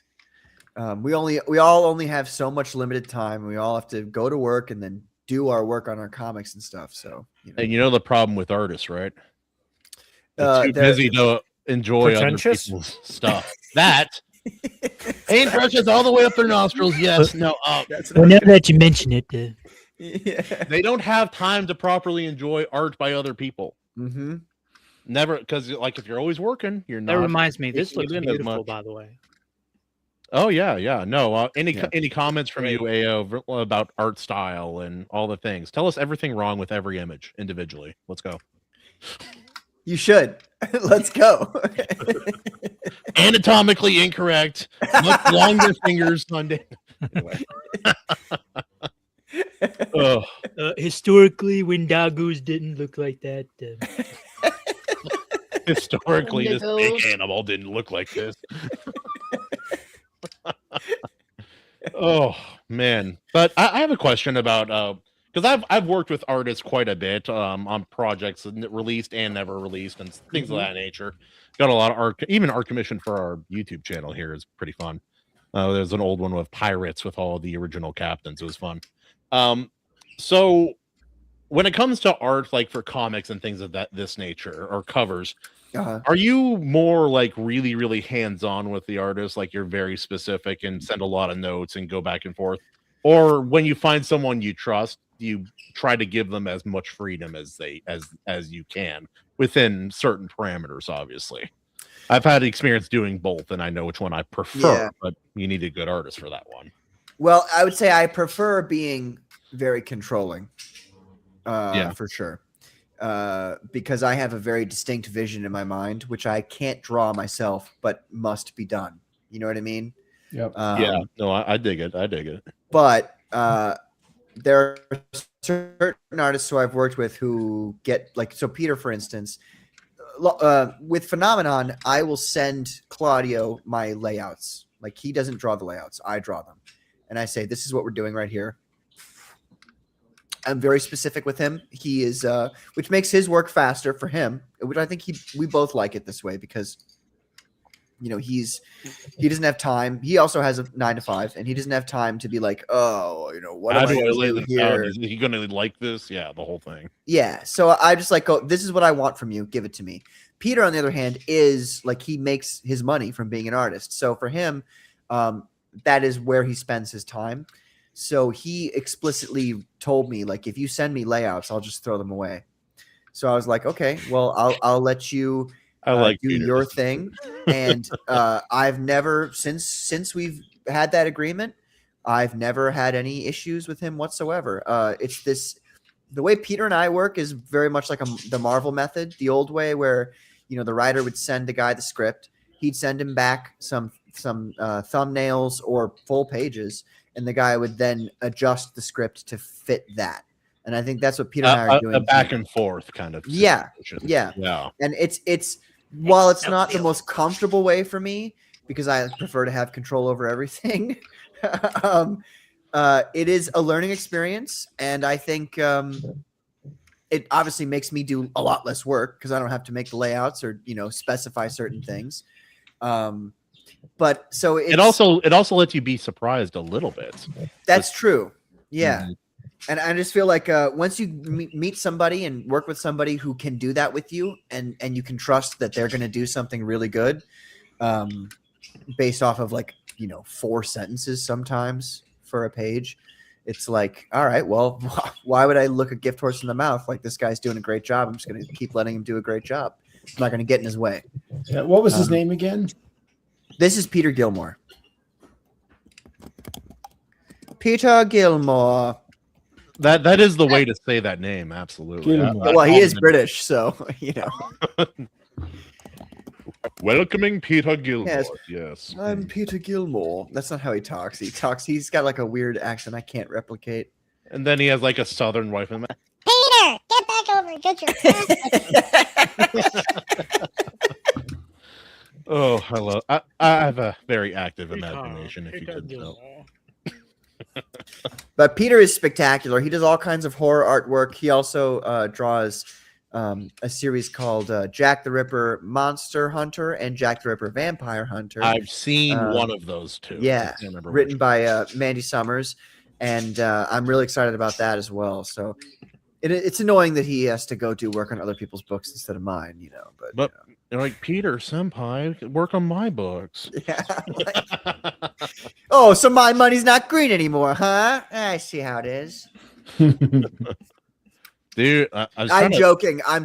Just to be clear, I'm joking. Peter's amazing. He always if there's any delay on this comic book, it's because I don't have enough money from my 9 to 5 to send him to make the artwork. So also fair. Just to be clear, things cost money. Yeah, they do. But yeah, no, for me, I've worked with artists before. Most of the time, as long as it's somebody I've worked with before, I trust them. I like to give them as much freedom as possible. But I've also never done a comic, which is a bit more specific. You got to be a little more picky and pick and choosy about what you want and what you're willing to give, as far as that's concerned. Yeah. Some well, artists, I've noticed artists making know what comic they're doing, books. some don't. Yeah, no, for sure. I mean, there's a lot of people who can draw a great illustration, 100%. Yeah, but doing sequential art is a bit sequential. It's an entirely different animal, and I think a lot of people don't understand that. And I have, because I'm a writer, and because everybody shits on writers all the time, I've gone out of my way to be like, okay, so what can I do to become a better writer? To make my comic book stand out, just like some of the people that I love, like Mark Miller or Alan Moore, or people like that. Like, how can I get to that level? And what I've realized is a lot of it is based in the layouts, like the layouts. The Japanese have really good layouts. Most like of the flow of the action, how your eye goes. Precisely. Being able to go where your eye travels across a page. It's like I don't know how to do it, but I know it's good when I see it. Right. So as an example, like the movie Stalker, like we just talked about, that movie, were it to be made in a comic book format, would probably just be like one panel per page. You know what I'm saying? Like, it would be one panel and there'd be all the dialogue like that. We were talking about that shot where, it's them in the far background, but it's a far focus and the rain is coming down. All of that would be one page and you'd see just all of their dialogue bubbles across that. And so that's the kind of thing that you have to, as look at that page right there, that we've got the establishing shot of the kind of southern Canadian, northern North American wilderness. And then we go, okay, we're moving down to this guy. And okay, so why are we focusing on this guy? Next panel, tracks in the ground. He's following elk tracks. Yeah, so now we know what he's doing. We know there's a dude there. We know where we are, all this kind of stuff. And I didn't tell Peter to do any of that. He just did that. And it's great. Imagine if modern Marvel did this. They would be explaining for the first half of the page what's happening. Legit. Well, that's no legit. That's what they already do. I know. What That's you what do I'm is you saying. open up a fucking book and you've got a fucking 3 paragraphs of like last time on X-Men, X-Men gay extraordinaire. And you're like, I don't care about the stupid gala they were engaged in. Like, come on, just get me to the action. Man, it'd be Remember- a shame you if remember X-Men back- didn't do anything cool for 4 comics in a row. Sorry, go ahead. Just said, like, you remember back in like the late 90s, early 2000s, like, because this reminds me this reminds me of something you would see in some of those Image? Wolverine Yeah, origin comics. yeah. It would be like this, but you would have Logan's internal monologue. Yes. Like of it. Like, yes. And because it was then, it well, would this be is all without lettering, so there will Yeah. be, there But will like- be monologue and stuff. But they don't even do that anymore. Yeah. They don't even do that anymore, and that was good. Like put like a because then like think about all the heavy lifting one page is doing. Mhm. You're establishing like a this page. setting. Honestly, doesn't even need text. No, You know what's happening. That's good Yeah. art. That's If you- the brilliance of it. Very yeah. yeah. If you add the lettering though for your character, now you're doing character development as well as location setting, world building, Yes. and like plot initiation, all on just one page with hardly saying anything. It's like Yes. the lost art of comic Art. storytelling. And I think I think not to shit on Claudio at all, but my other artist for Phenomenon, but I think that as opposed to Phenomenon, with this book, I could actually probably print it without any words, and you would understand exactly what's going on, because Peter's so good. He's Like so just good. based on what I see, you could totally do that. Yeah. There are some bande dessinée and some French comics or some bande dessinée and some manga I've read, where like some of those volumes, like I could probably read this without words. I could have it in original language, no idea how to read it. Yes. Still understand. That's still pretty follow along, yeah. phenomenal. I think that's a very important and I'm sorry, I'm getting a little autistic here, so you have to forgive me. Welcome to the club. Comic books. I consider Western comic books this visual medium, this visual and literary medium. It's a combination of both. I consider it to be one of the greatest art forms of all time outside of music. And the reason I say that is because, like I said, if you've got a talented enough person like Peter, and you have this kind of stuff before you, you will understand the story without any words. Say the words are printed there, but you don't understand English. You know what I mean? You will still understand what's going on in this story. And I think, if the world ended when it's like it's gonna, in 10 years, like I said before, it's gonna be we're at the end. Well, yeah, all that global warming, man. Right. Any It's day global now. warming, Any right? day now. Right. But if it did, and you picked up this comic book 200 years from now, not knowing the language, you'd be able to look at this story and you'd know exactly what's going on. And I think that's the beauty of this art form. Dude, if I Which lived that a lot long, of artists will say, oh, well, you don't need the writer. Well, I mean, you do need the writer for, like you to need make the the very backbone story. for the story Yeah. to be there. Right. If nobody's making that you then take and put to the paper with your drawing, then there's nothing there ever. But all that aside, I feel like that's truly the most beautiful thing about this art form is that you can just do that. You could just, have you guys ever read that Like, G.I. Joe comic book where it's just Snake Eyes and he rolls I up? never got into G.I. Joe comics. Neither did I, but Frederick Guimont sent me that comic where it's just Snake Eyes infiltrating a base and there's no words at all. And it is one of the best comics I've ever read in my life. Like because you know exactly what's going on at every moment. That even is kind of clever because Snake Eyes doesn't talk. speak. Right. Yeah. Right. It's totally brilliant. And that's why I love comics so much. And that's why I'm so happy to be working with some of the people, these people that I work with. Not some of. I'm happy to be working with everybody I work with. Everybody I work with is so spectacular. Let's also not disregard what good writing can do here, though. Like example, his village reduced to ash, Mhm. his tribe to bloody stains in the snow, and the Watiko is waiting. forever hungry. Thank like, you. See, good words. Yeah. Good words, good image. They work when done when each are done in their proper way, in their proper place, they work together. Yes, precisely. And they create something better than either one of them would have done by themselves. Yeah, it's And like that's that's the how I point. get my son to read half the time now. It's like I got him like a Plants vs. Zombies comic and he loves it. Or Animorphs. I found some Animorph comics, pretty good.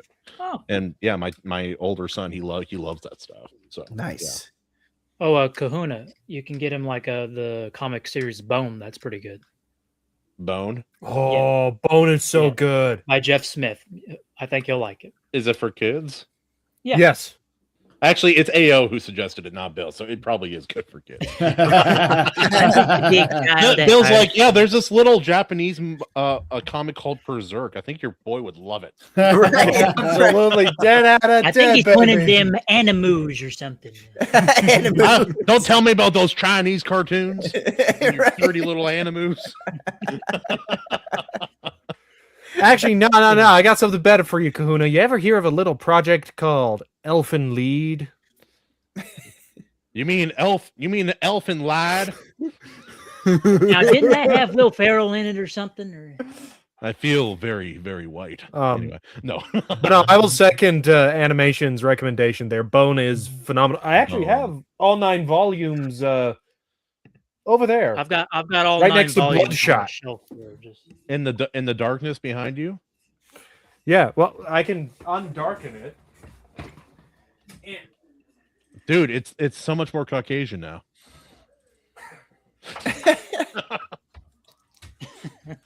Oh, too many jokes. This is too bright in my office now for me. Yeah, this series right here, Bone. Sweet, I'll check it out. Yeah, no, I've been trying to find some comics, stuff I can let my kids read. It's like there's some like I have my second son. His name is Elric, and I have the bande dessinée for the Elric for the Elric series, the French comic for that Michael Moorcock's books. Patrick, if you haven't checked those out, fucking insane. You have I know who Michael Moorcock is, but I haven't checked Sent the you bande an dessinée out. image, Kahuna. Oh, thanks, AO. Yeah, no, I might even look it up, but like it's French comic art, and it's really hard to beat the French. They're really good when they're on their money. But he's like, Dad, can you read that to me? I'm like, absolutely not. There's like there's human sacrifice, incest, dark magic. Like when you're older, sure, not now. Does he like reading, or does he like, you know what I mean? Like does he like words, or does he? My 5-year-old doesn't like anything. But my 9-year-old, he likes reading. He likes the images. The images help, but but he likes the words too. He can do both. He's reading Harry Potter. I would recommend, and this will make him a spectacularly, wildly intelligent young little man if he reads this and enjoys it. The Stanley Jack Kirby Fantastic Four run. Oh yeah, the OG. Yes, yeah. it is the OG, and it is so good. Thing drawing. Oh yeah, bring up the thing. The thing is my favorite character of all time. That's why I asked you. I actually sent it to you. Do that. I don't know, you can kind of see it. Oh yeah, hold on, let me see. Thank you. I For was too doing busy that. looking at my shirtless, beautiful image there. Hold on. Go like that. Go like this. Like this. I know how to do computer things. Hold on. I know how to computer. I can do computer. I like how you layered the lines a little bit too. It implies more going on there. Oh wait, you can't see it. Sorry. There. There we go. Yeah. No, I like that, dude. Perfect. That's great. And that's like the old school design too. I like that a lot. That's fun. Very nice. Real quick, Kahuna, does your kid like science fiction? He likes violence. I'm gonna take that as a yes. Good boy. You could try, and I'm hoping if I'm wrong about this, someone will call me out on it. You could give Valerian a try. I haven't actually. I don't actually own Valerian yet. I know movie. I've heard the your mouth mouth is good. You didn't like the movie? The movie, after reading the comic, the movie is I heard it wasn't very pale in comparison. Yeah, I had the same experience with Alita Battle Angel. Yeah. I had seen all these. You shut your mouth, Kahuna. Battle Angel Alita was peak cinema. You know, I'm just gonna make some popcorn and listen to them bicker. It's entertaining. Look at this. Like he has some old I had some anime eggs, statues so back I'm there. good. I saw Akira for sure. Huh? Yeah, dude. I got Akira. I got Death Note. I got fucking Overlord, the light novels right there. Oh, it's not great. manga, Ghost in but the I got Shell, the I've got it Lucifer right comic over there. No, I'm not better, Invincible? dude. I got a whole bunch of the deluxe versions of certain manga. You know a manga that I really wish that I liked? Vinland Saga. I hate it. I hate Vinland Saga, the anime and the manga. Dislike. I've heard both. mixed things about it. I'll tell you a mixed thing. It's horrible. Okay, moving on. It's not mixed at all. It's as mixed as it gets. All right, fellas, I got to dip out. All right, I will see everybody. Come I'll back. see everybody on the interwebs. Hey, sir, Jarrod. Rumor has it you're releasing another movie here sometime in the future. You want to share that link to me, boy? I'll send it out to the fine people. Yeah, I put the link. I put the link in the private chat. Oh, and, I see it. There we go. Yeah. You're The biggest thing, the biggest way to help us right now is to just share that link around and talk about it. We just need eyes on the project. Like, it's going to be good. We just gotta get the money for it, and that's what we're working on right now. So yeah, go check that out, and I will see everybody on the interwebs.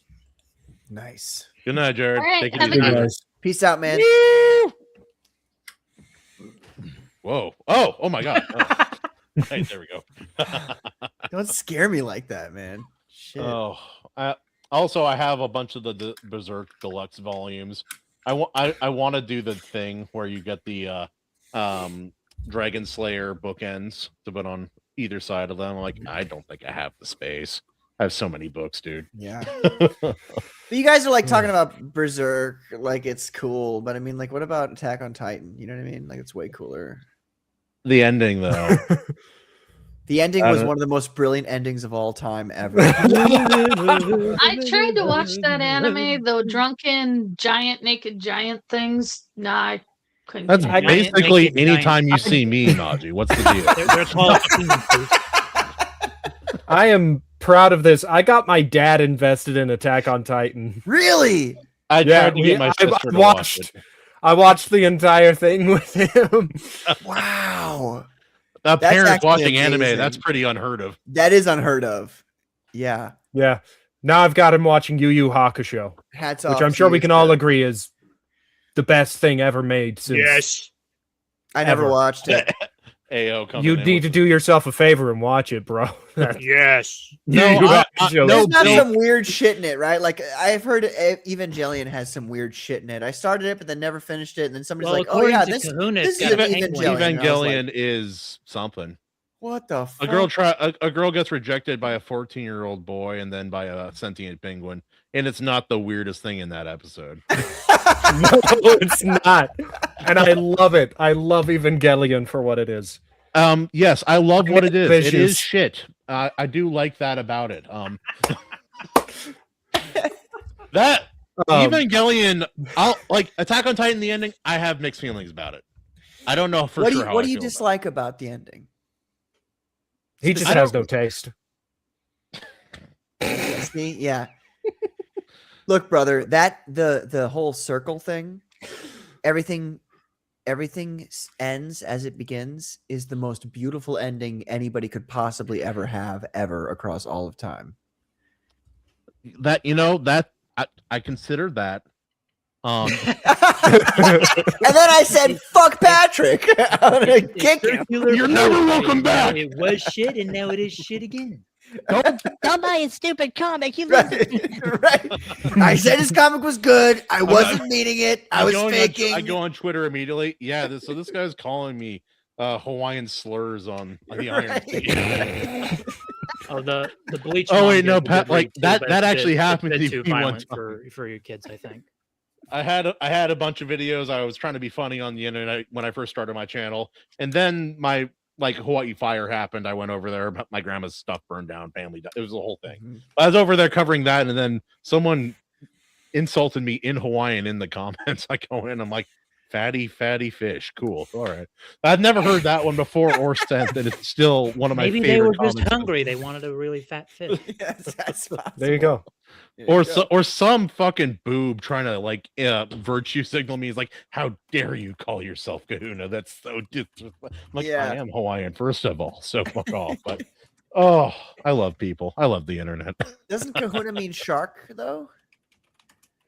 Yep, that's it. See, he Yep. hates me now. You see what I saw that reaction? I saw it in real time. He's like, "Oh, I don't think I care for you very much anymore." Patrick, he's gonna make. It's what he does. Make Patrick. Okay, it's not. This is not a direct call to violence. Yes, it is. Sorry. I only speak Russian, bro, not Hawaiian. I'm sorry. No, there's like four levels. There's 4 levels to what it means. Wait It a minute, mean- you're speaking English. I am speaking English. Or Or no, am I? Patrick.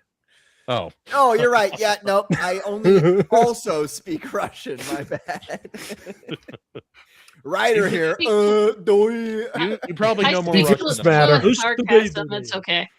Oh, wait, what was that, Manji? What'd you say, Maji? I said I speak fluent sarcasm. It's okay. There you That's go. okay. The nicest person on the show is like, I speak really fluent sarcasm. And I have a stutter with sarcasm. So.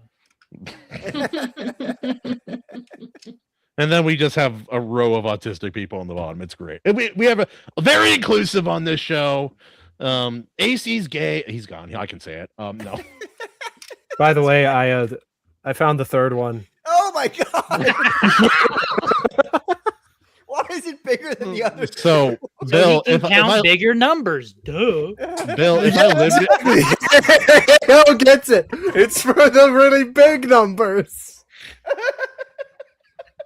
You when Bill idiot, went to obviously. school, his teacher said, "Hey, Bill, you're not always going to have an abacus on you when you're walking around in They the said, real world." look, And he's look, like, you can't keep "Oh, taking off oh." your shoes. Your feet stink. You need to use the. Dude, actually, legit, I would bring an abacus to school for math class. I got in trouble with the teachers for it.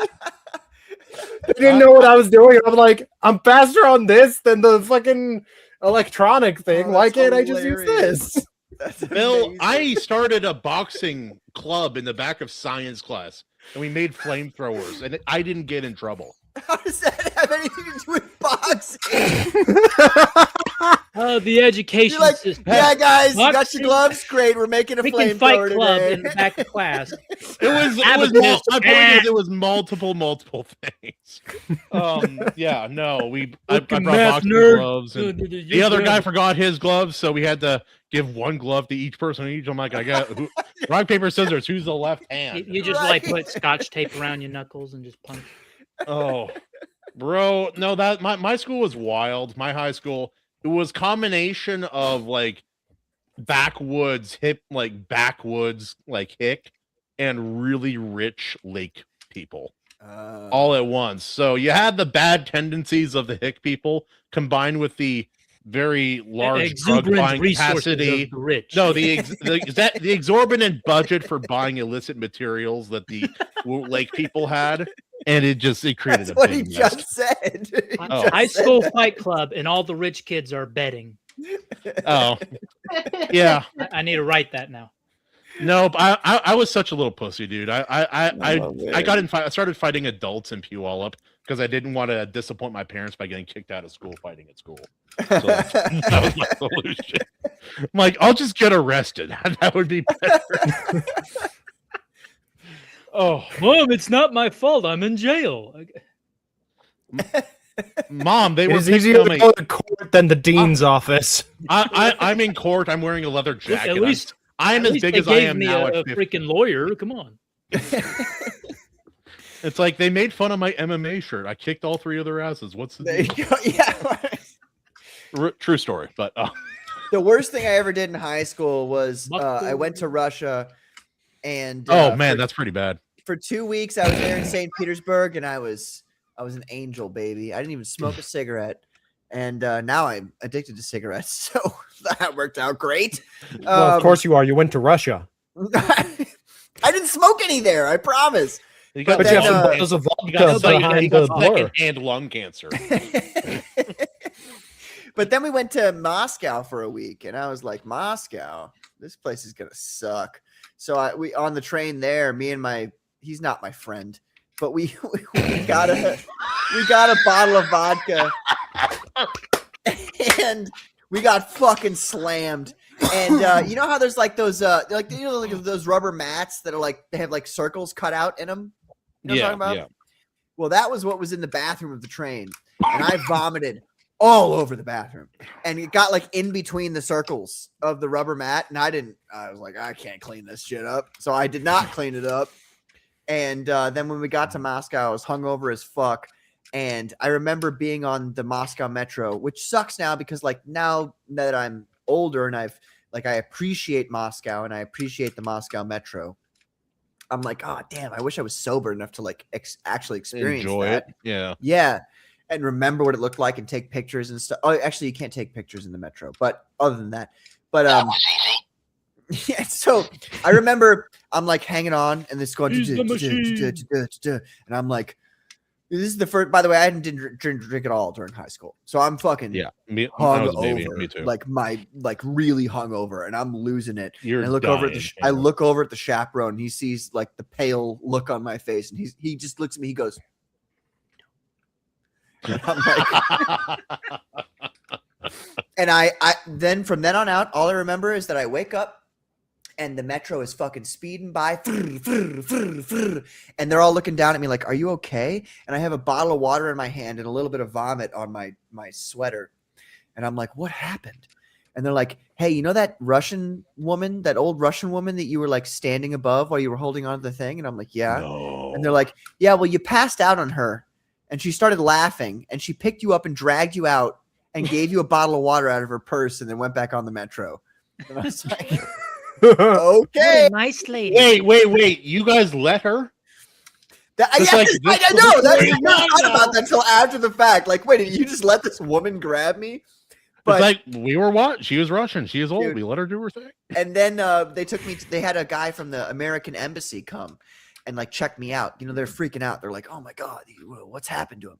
And the guy, he's a Russian guy, but he's from the American embassy. He connects me to all this shit, you know, like a heartbeat and all this stuff. Takes 30 minutes, and at the end he goes, "My professional diagnosis, hangover." So that was that. Oh. And I don't remember or care to remember anything else that happened in Moscow from then on out. Means Dude, like, fuck it, I'm done. I looked like this one, except less fat when I was 15. So it's probably better I never went to a foreign country in high school. They gave me my first Mai Tai on a plane when I was 15. That was how it was. Oh, what did we do? We just did stupid. Like we picked up my buddy's Volkswagen, parked it in front of a church. Like in front of the front doors, so he couldn't leave. Like you hoisted it, or you like? Yeah, no, we picked it up. We went out there. We picked up his Volkswagen. Legitimately? Yes, he had an old Volkswagen Bug, dude. We picked it up. Oh, Christ Almighty! Great. He's like, where did my car go? Also, you ever have a moment where you're like, everyone has a moment when they're teenagers and they figure out, wait, my parents were cool once at some point. They're not now, but at some point they were. I was on a boat in Hawaii. The captain's daughter saw me getting on the boat, and she's like around my age. She's like, okay, cool. I'll get on the boat with this guy. So we're up there. We're talking, flirting. The boat's like this. Or I'm like getting hit by bathtubs of water because the boat's about to tip over. And then, wave knocks her top off, whatever. I'm trying to help her tie it. And then my mom on the other side. Sure. You're trying to help her tie it. Right. She's like, that's my son. That's You're like, oh, I messed up. Whoops. Oh. Let me try again. Ugh. That's a hell of a thing, flirting with a topless teenage girl in front of her father on a boat and your parents. It's great. Anyway. My dreams come true. No, it was fun. But all right, ladies and gentlemen, boys and girls, Patrick, you want to send me I have it here, but you probably have a better link. Or for your campaign real quick, if you can send that to me through the. Well, the Fund My Comic one is the one. The one you had up is the one. I know I'm trying to find the link for it because I'm. Oh, I got you. Hold on. I can do it right. There's a way to do it. I just can't. Wait, share this campaign. I got it. I got it. Plus, son of a. Yeah, here it is. Ooh, so nice. All right. Looks wonderful. Fun My Comic is not working right now for me. That's weird. There we go. You do have it? Yeah. Just posted it there. Okay, there it is. Okay, yeah. Thank you so much for coming on, Patrick. Because I saw your art. I didn't really know like who you were, but like you got the good old Freddy approval. I'm like, that's all I need, man. He's cool. Thank you. So, yeah. He is. Yes, he is. Frederick is an amazing guy. I got him shirtless on our show last time he was on. It was a good time. Did you really? Kahuna's fault for the name Gooey Duck. I do call him Freddy Gooey Duck. Freddy Gooey Duck. Fair regularity. You know, it's funny you say you got him shirtless one time because one time we were on the Commandos, and I guess his camera messed up. Oh no! Like he was like we had seen him drawing. You know what I mean? Like we saw him drawing on the stream, and then his camera like flipped out, and it went to like a full shot of him, and he just wasn't wearing a shirt, and he was drawing, and I was like, "What, Frederick? Are you drawing? You drawing the nude?" And he's like, "Yeah, of course I draw in the nude. Obviously." He invites me on anytime anytime he's streaming. He doesn't draw in the nude. I'm just joking, but. No, but he invites me on, and I'll hop on his stream when I'm in the shower after I get home. I mean, just because that's how the timing works out. I'm like, one of these days, I'm going to cancel you, Freddie. There's nothing you can do about it. Oh, it was fun. It was fun. Well, thanks for having me on. This was a great time. I really enjoyed myself. I hope you guys had a good time as well. Oh no, it's a great time, man. We have our regulars who come on here, all these beautiful people, and of course me and the other hosts, and great guests like you. It just makes it a fun show. Makes it like we talk about deep stuff, and then we joke around a lot. I really like the environment that we've tried to create here, and people like you help make that happen. So thank you so much for coming on. It's been a blast. Well, this has been one of the best shows I've ever been on, so I appreciate that. Thank you. There we go. All right, everybody, final shills. Maji, you're too shy. Buy her book, The Legend of Shalar. It just released recently on Amazon. I'm in the middle of it, and it's fantastic. I read it in the nude. And just so you all know. I really didn't need to know that. Yeah, Maji, you already knew that. All right. Whether you wanted to or not. It's a store just down the street. It's called The New. Yes, it's my favorite couch. Coffee shop. What's your problem? I don't understand. I'll take a naked. A lot of men go in there. It's weird. I believe the name of it was called The Oyster. I think it's Drunken Clam or something. That's the clam. No. No, I live close to Seattle. It's always something dumb like the Bulge or something. Literal name of a bar in Seattle that my wife tried to get me to go to. Long story. Anyway. Oh my god. The Spotted Dick. There you go. Bill. Oh. Oh my god. Really big into bird watching. Bill. I'm sorry, guys. I'm dying here. Bill, you write Zorn. Tell it. I do write Zorn. Send me a link. It is. If you have, yeah. Shit. I'm not that prepared. Hold on. Stand by one. In Sophia, Stand by one. Zorn he writes Zorn. It is medieval erotica of the filthiest kind you can imagine. Well, it has there's your link. Cow guys and cat girls. We went in Bill's defense, we went from the oyster to Bill. Right. The blue-footed booty. Yeah. Speaking unfortunately, of Bill, what's your comic about? Unfortunately, I have not written a scene as iconic as the hospital scene from Evangelion, but you are a vile human being. Anyway. I know. Oh. It's the 3 abacuses they give me away. He's like he likes those Japanese cartoon books and abacuses. We know who he is. Anyways,